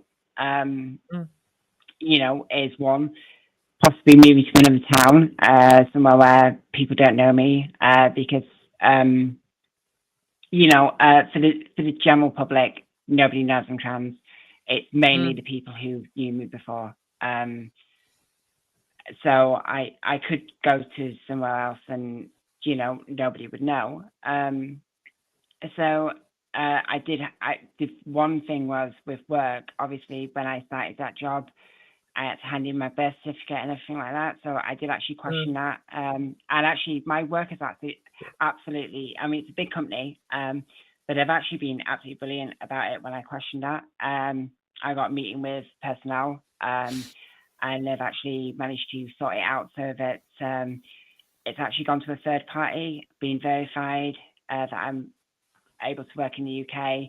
And now in my personal file, instead of actually having my birth certificate or a copy of it, it's now just a sheet just saying, yes, perfectly fine. So there's absolutely, if I was to move to a different store, there'd be no record of me at all. So that kind of thing, I think, is definitely good to consider. I guess for me personally, that feels like a good short and medium term solution. And I would think if they manage to, I mean, the law change they're proposing changes the Equality Act and would repeal the Gender Recognition Act, which is an international human rights violation. So the chance of that lasting like 2 decades is 0. But the chance of it lasting 5 years is, decent. So if you can move to another town, move to another shop and stuff, that probably will keep you safe for, that number of years. But I guess if you were looking at that as a super long-term solution, I guess the reason that I decided to not be stealth in the first place is because I couldn't live with the stress of what if someone finds out. But the reality is that maybe that's just what some people have to do to survive. That's what people before us had to do to survive, and I don't think there's any shame in it. And I think sometimes you just have to make a realistic compromise. And I guess this is why I say stuff about the line in the sand with passports and stuff is if they do a Hungary and make it so all your legal documents change by law, including like your driving license, and the store then has to re-see your birth certificate or something. That's why it's scary time, because it's much harder to just live a normal life. But that we're not at that point, and we shouldn't be. The reason I say that is not to fearmonger, it's just to know when to panic and know we're not there yet. So, yeah, I don't know. It's really tough. I guess just before we let you go and hear your last word, Ben, I've talked for 15 minutes. What I know in the US, you are better and worse than us. Like, there's states in the US which put the UK to shame, and there are others where there might be concentration camps next year. You know, like, what is your line in the sand? What do you think? It's hard. It's really hard for me to say. As a medical professional, for me, like, even access to healthcare is enough for me, I think, to be that line in the sand, because of the fact, like, if they can start arresting me for doing my job, in like upholding my oath as a physician, like that's enough even for me to say, hey, like, hey, get to a different state, because like even kind of now what we're seeing, like, I know Missouri's thing was currently suspended because of because it's fucking the shit, judicial branch and things. Yeah, but like temporarily, like, we don't know if it's going to come back up and be changed enough to pass or whatever. But I think we're already at a point where people need to be looking for safer states to move to, especially in the South. So I think that the targeting trans healthcare kind of is that big one for me. Yeah, I think we haven't quite seen that in the UK in the same way, because trans healthcare here is already so terrible. So there's less of an attack on it in that sense. But, you know, it's just one of these things. Like, the gender criticals want to wipe us out. That's just true. And so if they do manage to remove our legal rights, they're obviously not just going to stop, are they? They're professional anti-trans campaigners. That this is their job, so they're just going to pick the next thing. But at every single stage, we can fight and push back against it. And I think certainly in the US, you're kind of riding you're kind of at the peak of the wave, or you're maybe at this decision point where it's like you get another 4 years of Trump and it's time to leave the whole country. So I don't know. It is just hard to say, and I think, you know, we'll see what were the important signs in a decade looking back. Alison, I really hope this hasn't just filled you with terror. I think that you can. I think the chance of this EHRC thing happening is less than 50%. I'm not going to say it's like 1% or anything, but I don't think they really have enough time to shoehorn it through. I don't think there's really enough support. They don't even have a biological definition of women, and they never will. They don't have a legal resolution to all of the contradictions they would introduce. It's a total fucking mess. And also, if you moved to another town, you would live a good life. So, yeah. So go on, Alison. I know for definite that even if they did manage to get it in, that it wouldn't be for forever. Because I know that there would be enough uproar about it. And I know, like, just looking at the US and what's going on in the US, the amount of lawsuits which are going to be coming up soon. Against the things, I know that there will be enough uproar. But it's a fear that even if it does, even if I could maybe get away, I do know other people who Yeah. online and stuff like that who wouldn't, and it does make me sad for them as well, and it just I wish I could do sort of more and get more people sort of understanding that it is a thing. It's something which they are trying to do, and because I had a conversation with my auntie today, and I told her about some of the stuff I told about the fact that I feel as though we're trying to follow the route of what's happening over in America, and I told her about some of the stuff which has happened over in America, some of the bills and introduced and stuff, and she was like, "Well, no, that's not happening. That's all rubbish." And Yeah, it's like, very well, difficult. Yeah. I think people want to think the best, and certainly English people, when you tell them there's crazy stuff that's happened in America, they're generally like, yeah, America's always insane, isn't it? And to an extent, that is true. But like, I think when someone says that, you've got to remember, like, it's like with coming out to cis people, you just kind of have to hold their hand a bit and realize that the first kind of things they say are just stuff they blindly believe their whole life without ever questioning it. And if she says, "Oh yeah, that's not happening" or whatever, then just be like, "Okay, she was always going to say this. This is what cis people always fucking say, because they don't want to know. They don't want to think that trans people in this country are in trouble because they think this country is great or whatever. So instead, just be like, okay, well, next time I talk to you, I'm going to bring up a different example. I'm going to bring up this other thing. I'm going to send you an article on Facebook next time. I'm going to provide you this stuff and this stuff and this stuff, and just keep going, because eventually people do just be like, oh yeah, shit, this is pretty bad." And I've seen so many people do that, and some it takes longer than others, but once you've got someone to realize that you can convince a lot of people. But yeah, I hope this has been useful for you, Ellison, and also for other people. This is still quite a raw subject in my mind, and certainly just coming back from holiday where I was just pretending everything was happy, and then I just walk straight back in and people are like, "Oh, the latest from the EHSC," and I'm like, "Oh, just fuck off." I can't know. I just hope for the future and not dread it. But like, yeah, I don't know. The trans community is strong. We're doing well. Hang in there, and call back if you want to talk more. We're gonna have to let you go, but it's been a good call. Yeah. But yeah, and congratulations, Dr. Ben, as well. Oh, thank you. And after this call, I just want to let people know that I know the U.S. sucks in a lot of ways. There are some places, like Katie was saying, some places in the U.S. that are doing better than the U.K.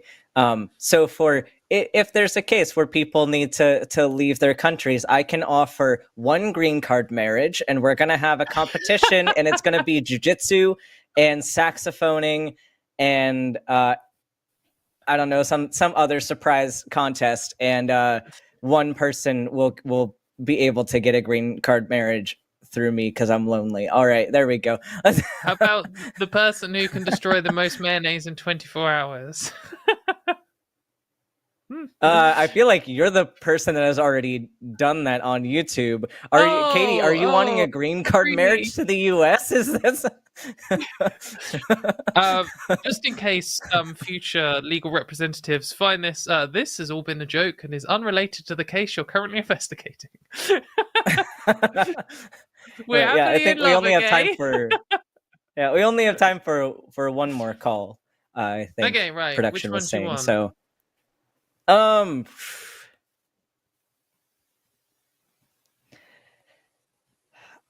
don't know. I'm kind of torn. Which one do you want to take? I'll go with whatever you want. Well, the reason we're taking a little bit long is some of them have quite long descriptions, and I'm trying to work out which is going to be like. Is this going to be interesting or just totally nonsense? So I guess it depends whether we want to go on the apocalypse vibe or we want to switch to a more happy Vice vibe. Oh fuck it. Let's do the right. We're gonna sorry to everyone else who's been waiting on the line and you've been waiting for a long time. Please do call in next week. We'd love to take you. We're gonna take this possibly wacky apocalypse We're gonna do question the from apocalypse one. Raven in We're gonna do NYC, it. who wants to talk about some kind of end of the world trans people in a dystopia scenario. Raven, set up your scenario. Okay, so my question, it sounds silly, but I kind of am concerned about this. It's like, hypothetically Yeah, me too, speaking, actually. if- That's why I took it. Yeah. It's stupid, but it's also really real, and I'm terrified of it. Yeah. So, yeah, Raven, Mhm. go for it. So I am trans, and one of my concerns was, hypothetically speaking, if society were to collapse, and therefore access to medical treatment wasn't so easily accessible anymore, what would happen to anyone who has undergone bottom surgery and therefore doesn't have access to, you know, those medical medicines they need anymore? Right. Yeah. Ben, tell us this what's is up. not a pleasant thing, because if we're talking about people that have had bottom surgery, and I'm gonna go with both sides of the coin here, because trans men and trans women are going to be both affected kind of differently, but kind of similarly. Just before you go, Ben, I Yep. understand bottom surgery, and I'm not dissing anyone who wants to use that term, but here we are specifically talking about like gonadectomy, I think, because Yes. you could have had Yes. bottom surgery, non-gonadectomy in some Sure. situations. Basically, there's two. One, if you have gonads and you lose access to blockers and hormones, and then the other one is if you don't have gonads and you lose access to hormones, and they're kind of different situations, because one of them is like a detransition and one of them isn't. So go for it. Be specific is what I'm saying, because this affects a lot of people. Yeah, this would be a not very pleasant scenario for either side. I mean, really, essentially what you're doing is you're inducing menopause, or and which people don't often know that even like cis men go through kind of a menopause. It's less pronounced than you see with cis women, but yeah, we often call it jokingly menopause, but it's a thing where you'll see older cis men that have lower testosterone, and so they'll have some sexual dysfunction, they'll have some mood issues, some energy issues potentially. We do see this a lot, and that's why actually it's pretty easy for cis men to get HRT, because we have in the US, we have a bunch of like testosterone clinics where men can just go get testosterone. Really? And usually all you need to do is say, a lot of times guys will show up and they'll be like, yeah, I've got some fatigue, or I've got some difficulty getting it up. And then they're like, let's check your testosterone levels, and it's low. And then that's usually enough for them to be like, let's give you some testosterone injections. So like cis men are already getting gender affirming care in that standpoint because of this menopause situation. So essentially you are inducing a pretty extreme menopause, because at least even with either of those, you still have some production of testosterone or estrogen and progesterone. It's just a lot lower. And so that's where you see with women, you see risk of osteoporosis skyrocket, because estrogen is what is giving them bone density. So you're going to see a higher prevalence of osteoporosis. You're going to see in both sides of the coin, because you're without the testosterone component too. For males, they're going to also lose that. So it's going to be very similar in that point. You're going to get a lot of sexual dysfunction. You're going to get a lot of dysphoria, of course, because people aren't getting their dysphoria. You're going to get there's a lot hormonally that can happen.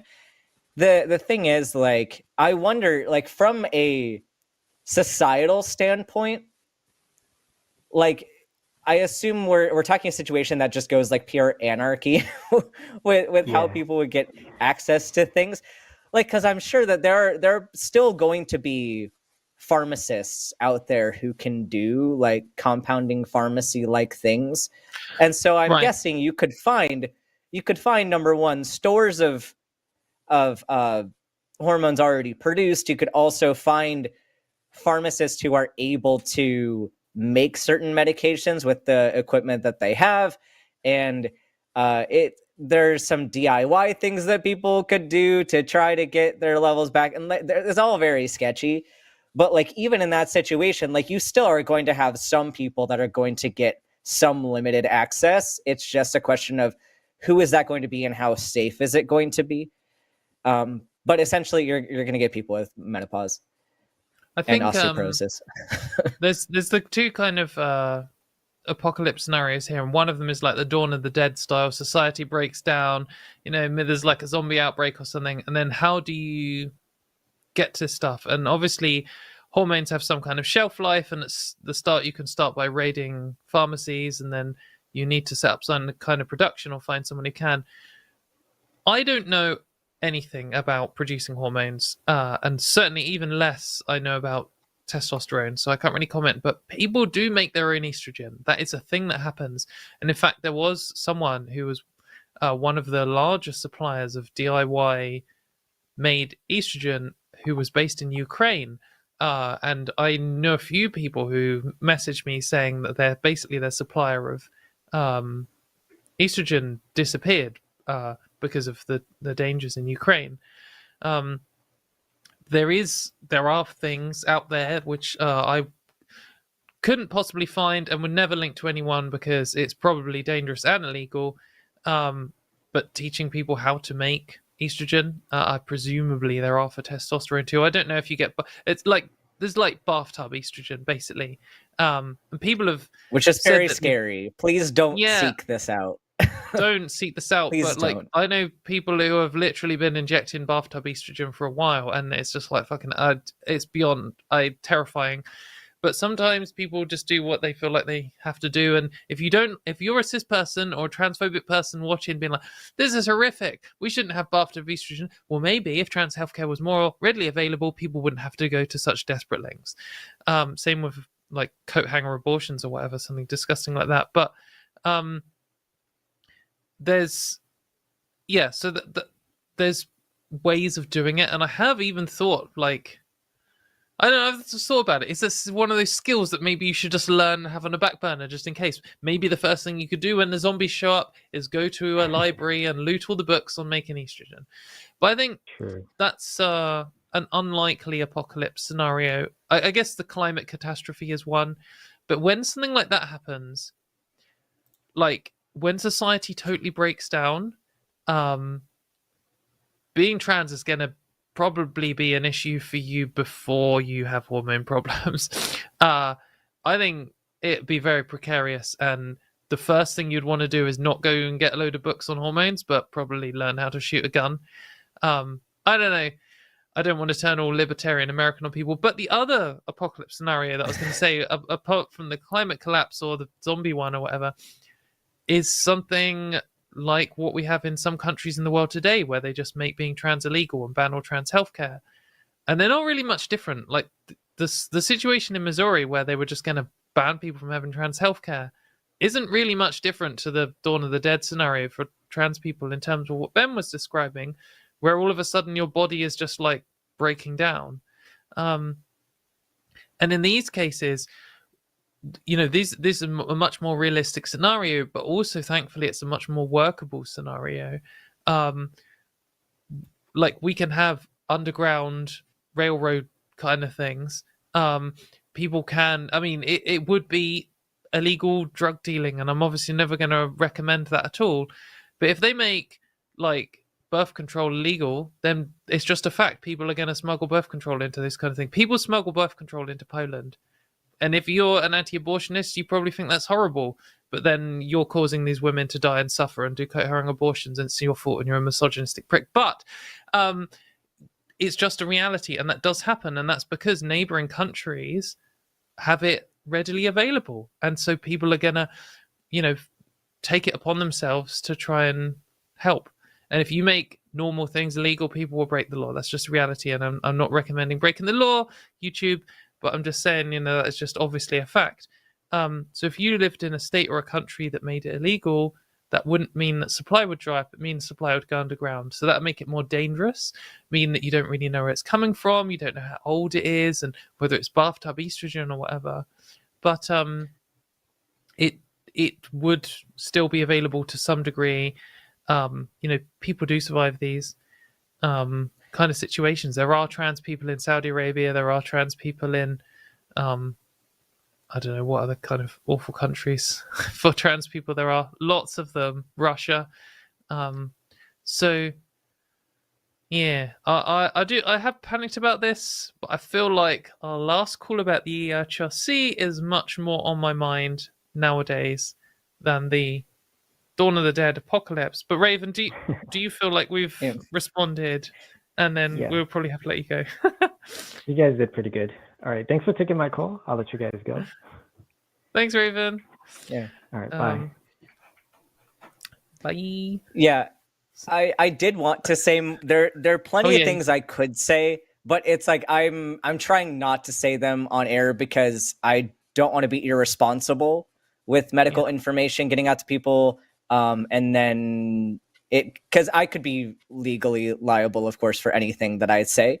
And I have thoughts on certain workarounds for if things happen to get to a situation like that, but I should not be saying that kind of thing on especially this kind of public platform. So, but I do have some other thoughts that I may or may not talk about, like off the air or like in private messaging, but like it's not going to be said publicly. So, and all within the realms of the law in the relevant jurisdictions, and also within the YouTube terms and conditions. But like, the reality is that people exist as trans people in places where it's not. You wouldn't think it would be possible to exist as a trans person, and that's because trans people are rock hard and amazing. But it's doable, and just basically the more illegal they make things, the more underground it gets, and that's just what's going to happen if it happens. Say it's exactly the same as abortion. Like it'll be the same people because it's often the same medicines for a lot of people. So there's already a support network in place for that. Anyway, we're now going to do super chat time. So if you send in $5 or more, you still have time to send in the super chat. If you see us having fun with all these super chats and you're like, wow, I wish they'd read out my in joke that no one else gets, then this is the time to do it. $5 or more, and we would love to read them out. And we'd love to see hashtag Team KTs. No hashtag, no point is a relevant phrase for this very first one. Ben, would you like to start? Well, but also, so what is Katy doing if you lose? Because apparently, take a minute. I'm gonna have Figure to it do something out. weird in the UK. But you're gonna have to do something weird in the UK. well, yeah, I'm gonna have to. I know I am, but what are you gonna do? I don't know. Maybe we need to like find an American shop, and for every point you win by, I have to buy one American candy or whatever you call them and eat them on stream or something. I want to make Katy eat Twinkies. Yeah, I've never had one. I only know what one is from one of those zombie films. Okay, we're gonna. We'll find an. Okay, so for if Ben wins by like 300 points, then no, fuck it, I'll buy 300 American sweets. Let's do it. We'll find an American shop, and for every point I lose by, I will buy an American thing, and have to eat it. Perhaps on this show, or maybe if there's like 50, then we'll do it on a separate stream.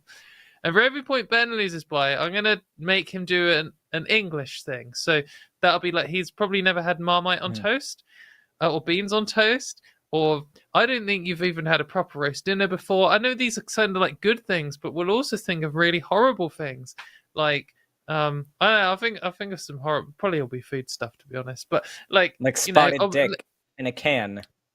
Yeah, yeah, exactly. Faggots in a tin. That sounds lovely. Yeah, and also, but there's also other like British classics, like maybe I'll just walk up to some random man on the street on Saturday at 3 a.m. and been like, "This guy thinks your mum's hot," and then just walk off and see what happens. And that's a British experience.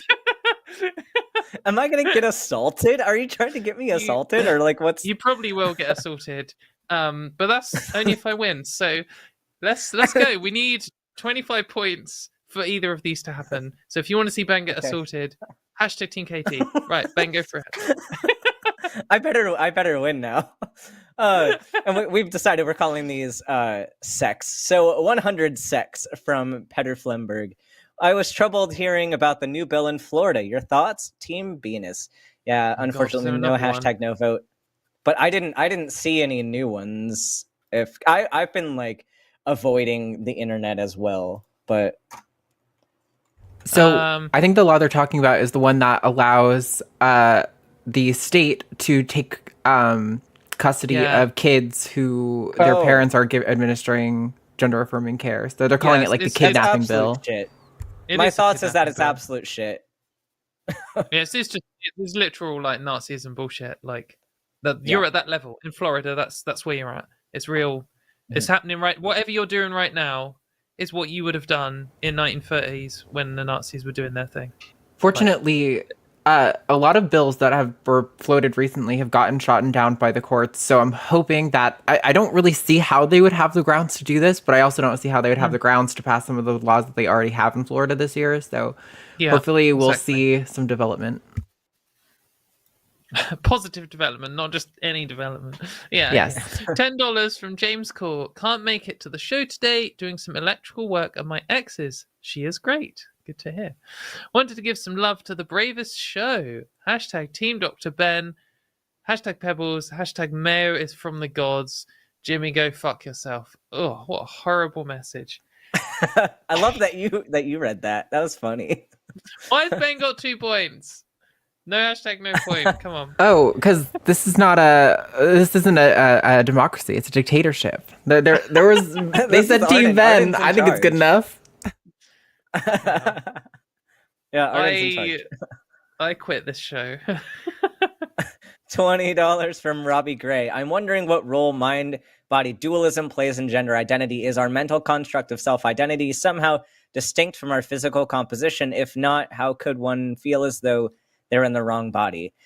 So I know the in the wrong body thing is not a very good analogy, and I kind of dislike when people use the argument, but I get it's an oversimplification, and it's meant to be, because as we were saying, like, it's very difficult to talk to cis people about what it's like to have a trans experience.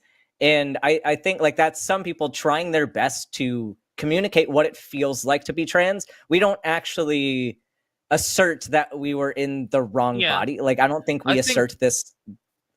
Yeah. It's like when you eat a chili pepper and you say, my mouth is on fire. You're not literally claiming that there are flames on, like, that your skin is like burning.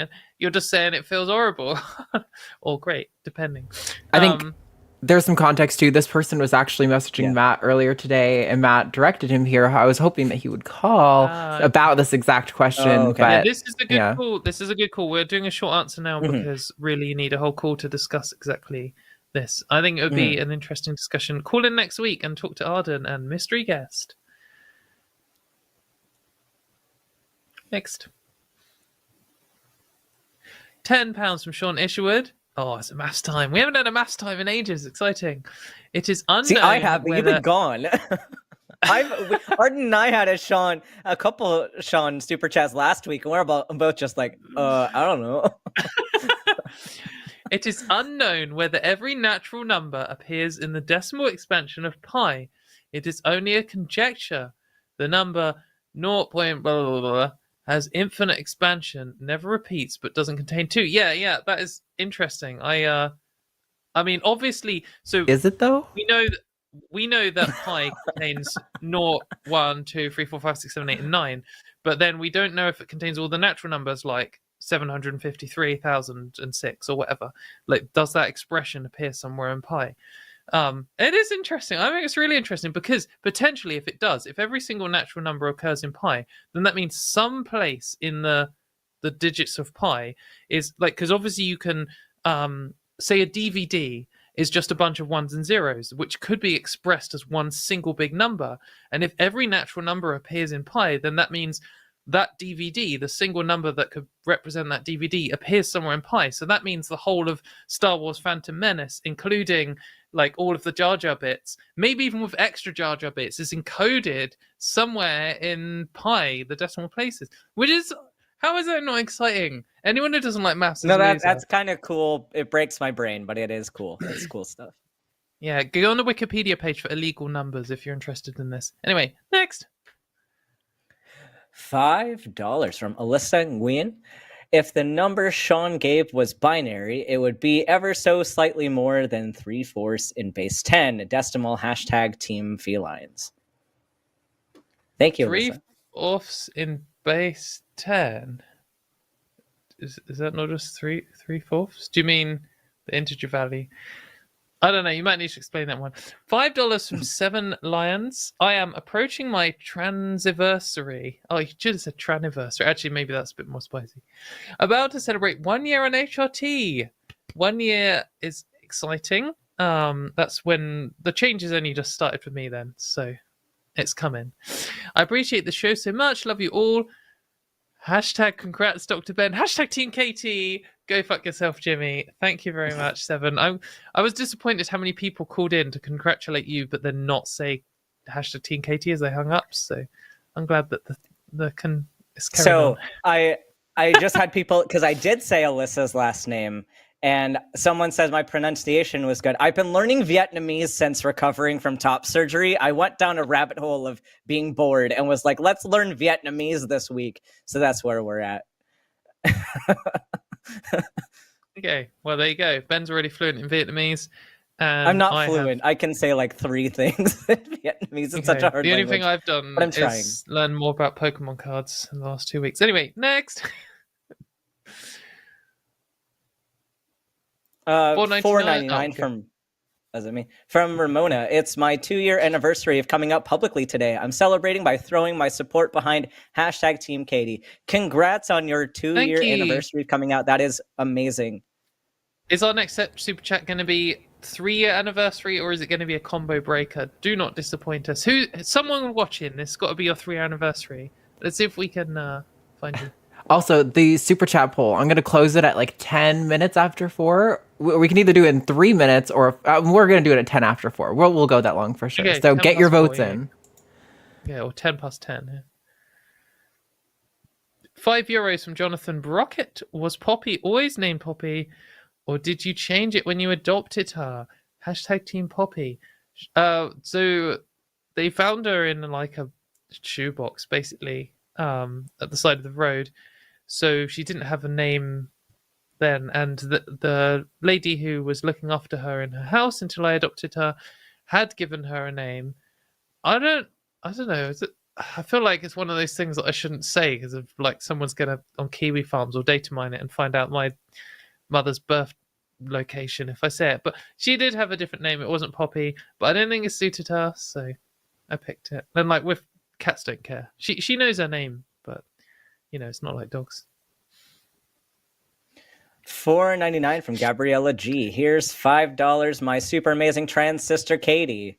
I guess since I got the vote with no hashtag earlier, I guess probably Katy gets this one too.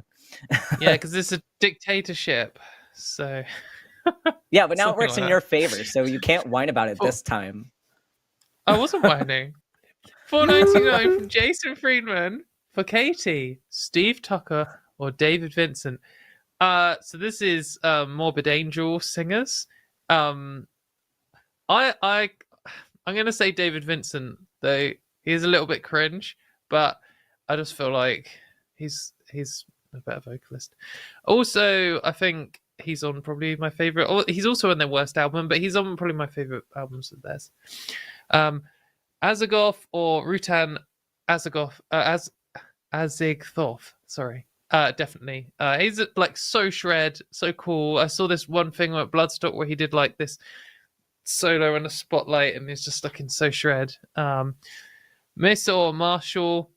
I don't have either, and I'm not really a gear person. I have a Hughes and Kettner, so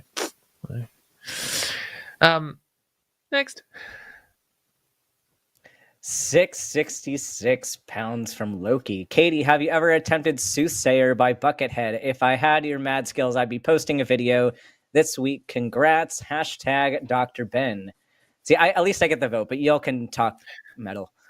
No, I haven't. Perhaps I should. I actually don't know which song that is off the top of my head, but I know Buckethead. I'll listen to it after. I'll look it up now, and maybe. $5 from RPG Debunks. If Katy spelt wrong was a Pokemon, she'd be an electric Terra type Shedinja with an air balloon equipped. Okay. Thanks. I guess I can see where that's coming from. Like that's pretty shred Pokemon. But I'd just be a Bulbasaur because Bulbasaur number one. Hashtag Team Katy. Hashtag still wrong about Mayo though. Hashtag Zelda Totk. Tears of the Kingdom. It's the new Zelda game that comes out tomorrow. Oh, okay. I'm not a real trans at all. I didn't know that. Okay. That's what makes you trans. $5 from Aubrey. Vaporeon fact of the day. With their abilities water, absorb, and hydration, they can easily recover from fatigue with enough water. Hashtag Team Katy. Thank you for our Vaporeon fact of the day. We needed this. I'm glad that I know the context for this now of Tucker Carlson AI saying that Vaporeons are breedable or something. It's worth Googling. It's quite funny. $5 from Dr. Ben. Katy sucks. What is this? Who would have abuse? sent this? Who would have sent this one? It definitely wasn't me earlier during the show. Hashtag Team Venus. Fucking hell. I paid the money. I get the vote. Oh well, let's see who's got the most money. Shall And we? I got Katy to get to say that Katy sucks, which is the most accurate thing I've heard on the show all day. 50%. $10 from Emery King. Hashtag Team Dr. Ben. Congratulations on your surgery. I'll be 3 years boobless in September. I hope you're glad you got that off your chest. But sorry, but I heard that joke 1,000 times and you need to too. Yep. Hearing it all the time. But yes, it feels amazing. Happy to be boobless. And I'm very excited that you're 3 years boobless. In 3 years, I will also be 3 years boobless. And I'm looking forward to it.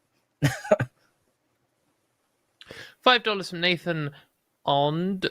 Sorry, I can't say that properly. Katy, there's an old metal band called Halloween. Yeah, I've seen Halloween. That was very entertaining back in the day. Again, congratulations, Dr. Ben. Hashtag Team Katy. Thank you very much. I saw a Hellfest 2008, maybe, or maybe 2011. I can't remember. Gamma Ray, then Halloween versus Gamma Ray as the headline act, which was hilarious. It's good time. 20 Canadian from Kathleen Moncrief. Oh no, we're starting the medical dad jokes. Why did the pony need a throat swab? Because it was a little hoarse. My God, Kathleen. She is a doctor too. I know that we're on the same page. Hashtag team, hashtag family, hashtag doctor, hashtag Ben. Yeah. I'm gonna say hashtag FM revolution for this one. We need some hashtags for that because that's the thing now. I heard a trans man joke that I'd never heard before the other day, which was why was it did Ben? the trans You're the joke. Why did why did the trans man not want to eat meat at the barbecue? Why? Because he was a herbivore. Wow, that's actually funny. It's very cringe, but it's kind of funny. It's also probably pretty crude, but I feel like I can say that. Wow. Only Katy can say that. Like nobody else can tell me that on Twitter, please. Get cancelled. $9.99 from Bryn Poo KC. Great show. Enjoy learning. Dr. Ben. Hashtag. Hell yeah. $5 from I Got Cookies. If I pay money, can we see Pebbles hashtag Team Dr. Ben this week? And I told I Got Cookies in the side chat that I would try to wake up Pebbles. So if Katy reads the next few, if I can try to get her awake, this might go well. Yay. $9.99 from Louise Richardson. I transitioned in 1977. I was very lucky that I could go to San Francisco for it, change my name on Social Security, get a California driver's license, then get my Texas license. More to come. Yeah, like Louise is someone who it's good to hear from, like we we're talking about in the call earlier, who's obviously had to navigate the system before there was a system or when things were even more hostile. She continues, I was lucky too that there was a gender clinic in Galveston in 1978. I moved back to Austin, worked for the state, retired. I was under the radar. Yeah, and like this kind of thing, I feel like we need more of these kind of stories to show how people survived before there was trans rights at all. Arden, you're about to say something. Yeah, I was going to say, there is one more from Louise. It was actually an accident. She didn't mean to send as much as she did. She sent $200. So we're working on figuring out how to fix that. Apparently, no. Jimmy knows how to refund. I don't know how that works. But I wanted to read it anyway because Louise super chats us all the time. So yeah, okay. Gosh, Louise, I hope this hasn't made things difficult for you financially. To change birth certificate meant a judge and a newspaper notice. I waited 40 till things loosened up. Then I had to prove who I was before that. Yeah, it's so cute. She's so cute. I want to put her in my mouth. She does What look the fuck, snackable. Katy? That's the thing, by the way. I my whole life I had two big secrets, and one was that I wanted to be a girl, and the other that it was every time I saw like a kitten or a puppy or something, I just wanted to like not bite it or to hurt it, but just to like put it in my mouth. And it turns out it's a thing. Like some percentage of the people, when they see something cute, they want to bite it, and that's just a thing that I've had in my whole life. So there's dozens of us. I think it's called like cute aggression. I forget.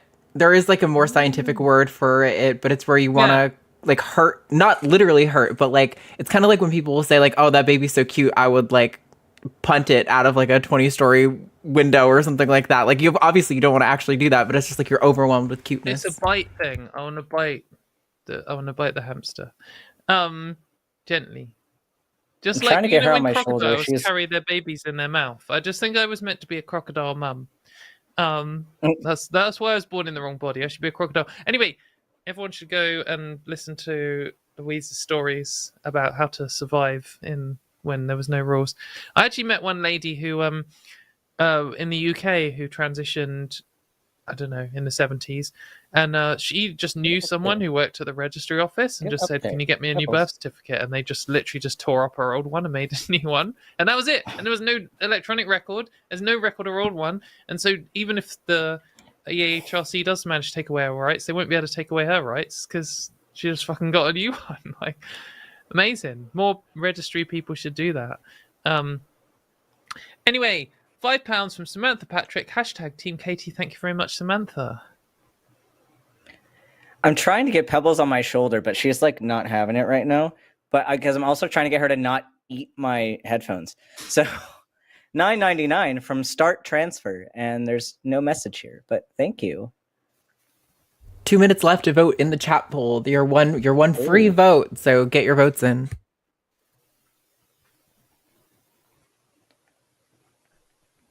£5 from Vela Celine, the Team Katy. Thank you very much, Vela.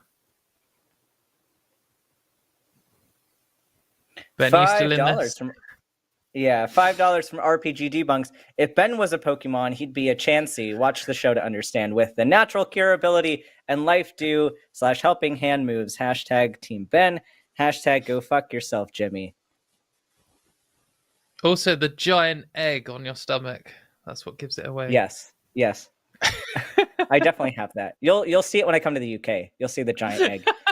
I've never actually seen Ben's legs. Maybe he doesn't have legs at all and he just has an egg. You don't know.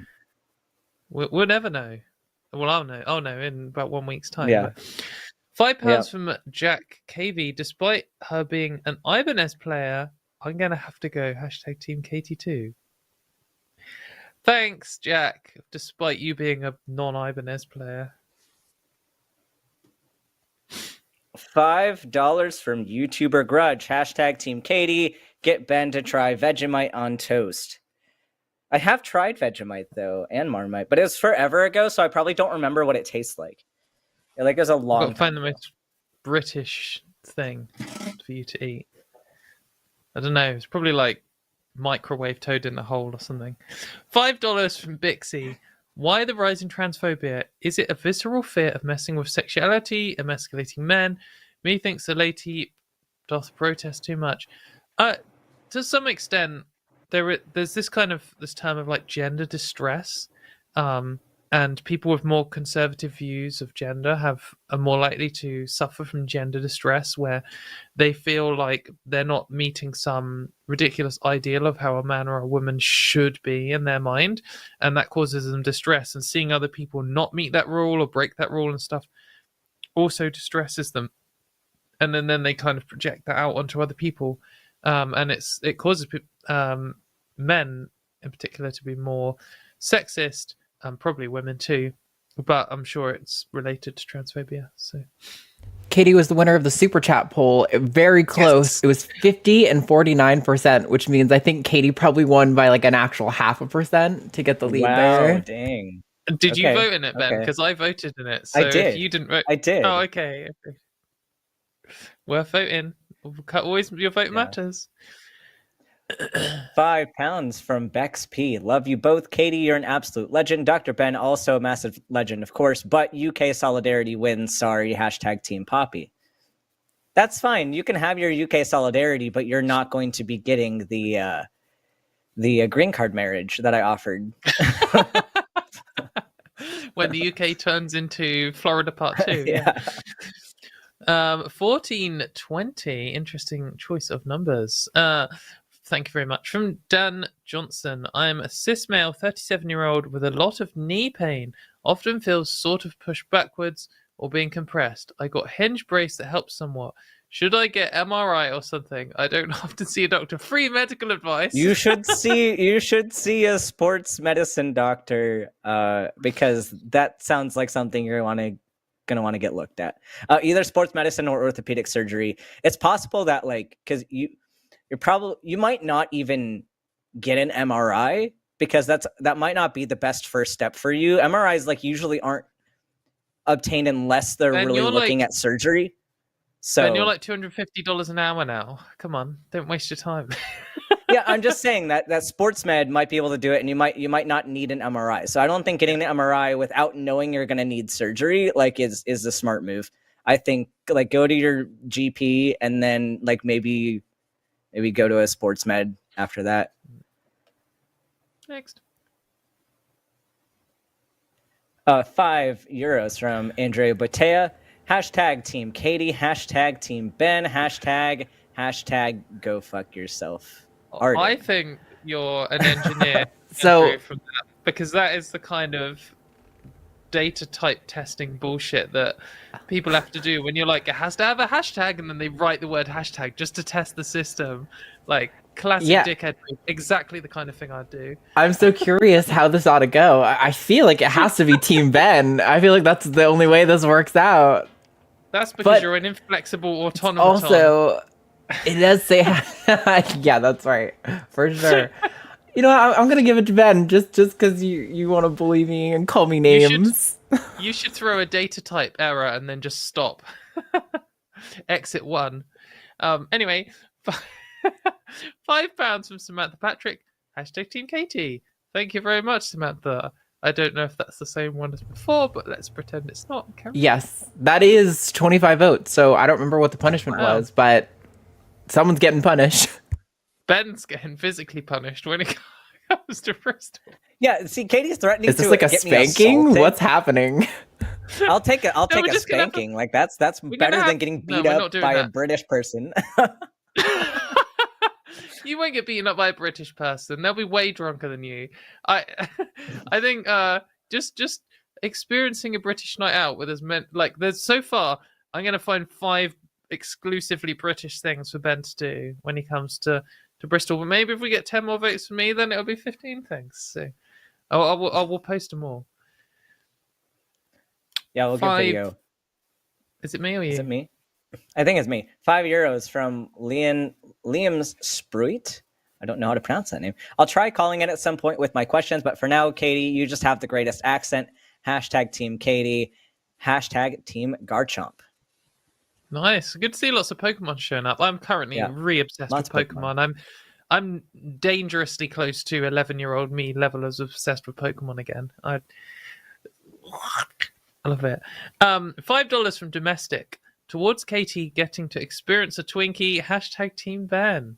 I would like to have. It's one. an experience, and there are places. So if you think of like the processed garbage that a Twinkie is, there are places in the U.S. that will additionally deep fry a Twinkie. Sounds like a thing a Scottish person. It's actually pretty decent. It's like a once in your lifetime thing because you're going to die inevitably. Yeah. Like you weren't going to die until you had the deep fried Twinkie, and now you're going to die. Proper YOLO moment. Good stuff. Yeah. I'm game. We'll deep fry something when you're here. 5 pounds from Samantha Patrick. # Team Katie. See, Samantha did this last week too with Arden, and just was the MVP for Arden last week, and I'm guessing is now trying to MVP again for Katie this week. Thanks. I think Samantha Patrick might hate trans men. Is that what's happening? Yeah, here? Yeah, I think this is, remember the poll at the Trans beginning women about supremacy. trans men? Yeah, trans men are actually oppressed, and this is trans men misogyny. Well, all I've got to say is good. You deserve it. $5 from Jason Jones. # Team Katie this week. Thank you very much. My love for cats and metal got me. Dr. Ben, hope you're mending proper. You're mending proper. Arden, if it's a dictatorship, is Jimmy in charge? Oh, yeah. Be Not careful today. voting for a dictatorship. $10 from Game Master Flash. Big love for Ben, Katie, and Arden. Love the show as always. # Team Arden, though. I mean, that's fine, but then Arden doesn't have to do anything. Yeah, no point for either of you. Arden, one day we're going to meet up and I'm going to make you eat like 10 whole tins of beans. I'll do it. I love beans. Are you kidding me? When I got FFS and I couldn't eat like real solid foods, I just ate so many like refried beans and black beans. That was my sustenance. When No, British British people say baked beans, beans. we don't mean Mexican tasty. We mean Heinz baked beans in a tin, but Sainsbury's own version. That's what we mean. I mean, I can enjoy some Heinz baked beans. They're still not like as good as like beans with flavor, but it's okay. Yeah, American baked beans are better than British baked beans, and I'm gonna say okay. that. But we also put like a lot more shit I in our don't baked actually beans. accept racism on this show, just so you know. Like it was all jokes until this moment, but Until I feel the like beans. that has crossed the line. Granted, we I do should put a be lot of breakfast. sugar in our beans, and that's probably why they taste. That's why they taste so much better. But they Yeah. do taste better. They're too sweet, actually have- in my opinion. It's kind of nasty. I mean, you can find some that are less sweet and more spicy, depending on how you bake your beans. But I'll bake your Anyway. beans. 10 Bloody hell, getting spicy on here. $10 from YouTuber Grudge. # Team Dinosaur Arms. Who's that? that's me. That's a vote for me because I can't lift my arms above my shoulders Oh, okay, per my yeah. surgery rules. Yeah. Yeah, not just that you have really small arms and there's some weird dysphoria dunk. Like No, I'm not allowed to lift my arms because of surgery. Yeah.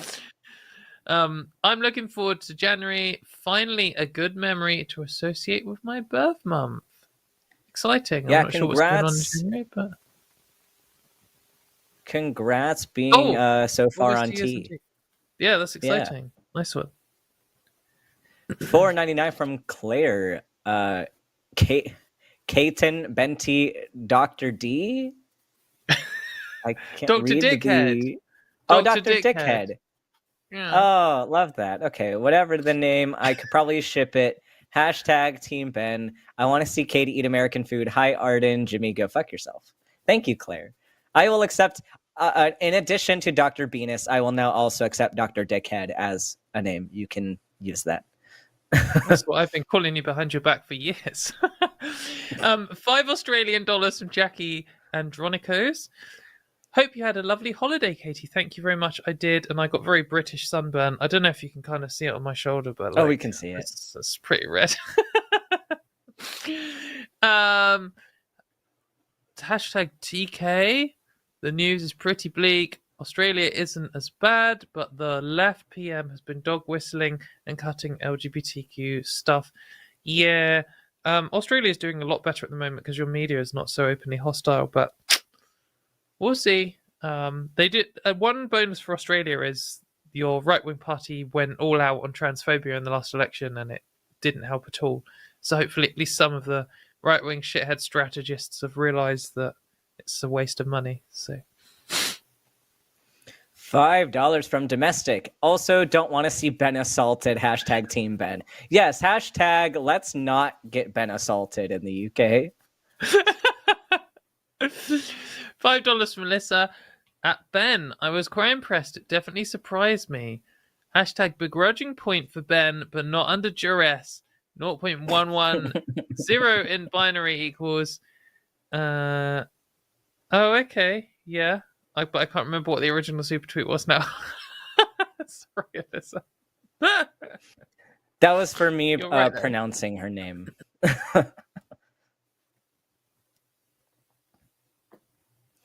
$9.99 from Magengo. Suppressing her desire to eat small mammals. Hashtag Team Katy. I do often put Poppy, like her foot in my mouth or something, but you have to be careful because it's sharp, and it's also aren't disgusting. you a vegetarian, Katy? Like, yeah, try my best. But then you'll eat my hamster. I try to eat Daphne's ears all the time. Allowed. Yeah, like Poppy's ears, just nicely. Nicely, like a weird one. Just a nice little nibble. Yeah. $9.99 from Rosin Keller. Sorry, I don't know why I struggled with that. Oh, Roshina, you wrote it underneath. Flipping heck, what an idiot. Stop.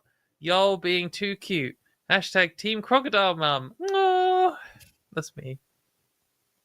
Sorry, the next super chat is bugged. I can't send it for some reason. It's from someone called Katy Montgomerie. No, this one's definitely for Ben to read out. All right. Oh, yeah. No, ew. I don't know who sent this, but it's obviously a troll. Ban them immediately.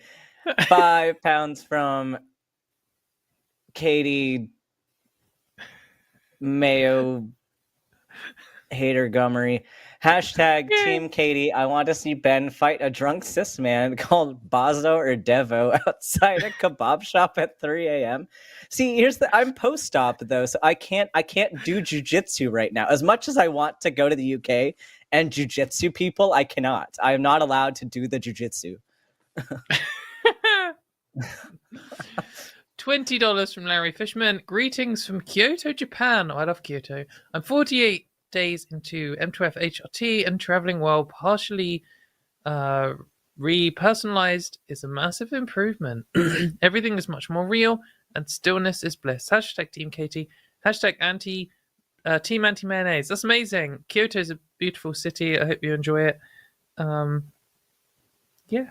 I have a cool Kyoto fact actually that may not even be properly true. I think it's true. I'm going for it. I'm going all in. Someone tell me whether I'm wrong. But I was under the impression, this is a bit of a bleak fact as well, Kyoto didn't get bombed in the war, and the reason is the Americans were saving areas of Japan to test with the nuclear bomb, basically, so they didn't firebomb them. And Kyoto was one of the cities, obviously Hiroshima and Nagasaki, and Kyoto was one of the top of the list to bomb because it would be so demoralizing for the Japanese people. Because it's fucking horrific. And it was actually vetoed by one of the high-ups in the American military because he had been there on his honeymoon and he remembered it as beautiful. And he said, you shouldn't do it. So they picked Nagasaki instead, which is, so arbitrary and pointless. And it's such a disgusting thing. And the dropping the bomb was undeniably immoral. But interestingly, at the time, Nintendo was a company because they actually formed in 1889. And at the time, Kyoto was their only office. So if it wasn't for this American guy going to Kyoto and his honeymoon, then Nintendo wouldn't be around. So there you go. Sorry, it's a really bleak fact. And I hope it's not wrong. Oh, goodness. $9.99 from Rashina Keller. Does this look infected to you? Hashtag Team Doctor. I don't know because I can't see it. Oh, there's also, did you guys read that one I had up before? Wait, this one? I don't. No. Okay. 5 euros from Andrew Botea. Hashtag Unicode for the hash symbol, Team Ben. Yeah, see, definitely an engineer, definitely a nerd. I've sussed you right out, mate. $10 from YouTuber Grudge. Hashtag Team Venus. I love the way you both banter. See, the thing is, it sounds like we're just bantering back and It's forth, not, but it's we hate. actually hate each other. This is legitimate hatred. That's why it seems so genuine. I'm actually suspicious that Ben didn't get top surgery, or maybe he got it years ago, and there's this whole thing of, I can't do jiu-jitsu when I'm in the UK, is just to catch me off guard, and like he's going to come up and be like, I can't hug, I've got dinosaur arms, and suddenly do some kind of karate chop on my neck. So or jiu-jitsu chop, I don't know, do you do chops in jiu-jitsu? Jiu-jitsu is only grappling, not so no, we don't hit at all in jiu-jitsu. Maybe I'm just pretending not to know, so you feel overly confident. So yeah, okay. Yeah, no, this is pure hatred. Good song. $10 from M. Washington. Team Katy all the way. Yay! I guess we're giving it anyway for no hashtags because you know, because Arden said so, and Arden's in charge. Another Sean That's one. right. £5 from Sean Isherwood. That number I mentioned before is 0.2 1s, 3 zeros, 4 1s, 5. Oh, I see. That's interesting. Yeah, okay. I see. Cool. Yeah. Next. Sorry. $5 from Alyssa Nguyen. In an apocalypse, I would no joke go to Disneyland Resort. It'd be fairly easy to shore up defenses. Hashtag I miss seeing the backstage kitties. Hashtag former CM. I don't have any backstage kitties for you, so. Yeah, I don't know who this vote goes for. I don't know either. It's got the word cat and kitties in it, so it's probably Katy. So it's probably a Bobby vote. I guess.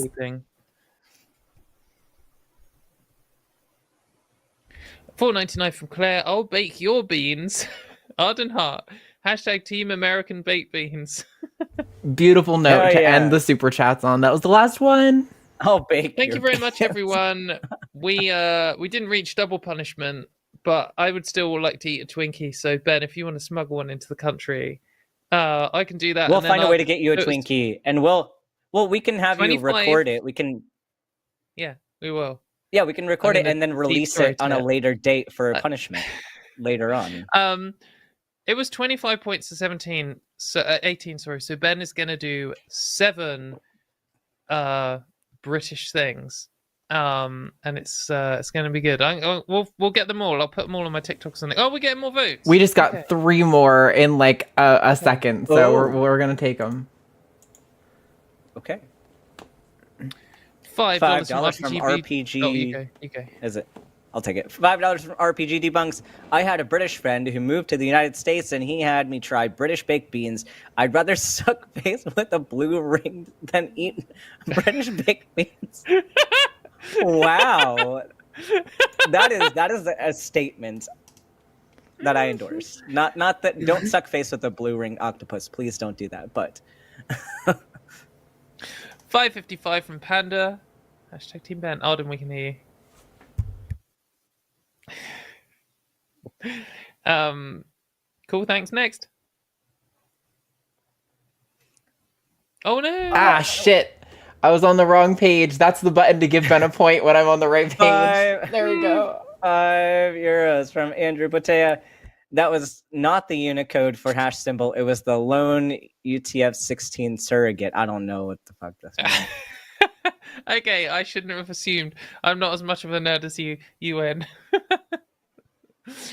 Thanks, everyone. That was a really good show. Please do call in next week when you can talk to Arden and surprise guest, who will not be a surprise to Arden and will be confirmed more than 1 minute before the show starts. And it'll be good, and it's going to be a good show. And follow me and Ben on Twitter to find out the British hijinks that we get up to, and probably to see Ben's last moment alive as he does his 11th Jaeger bomb. See you all next week.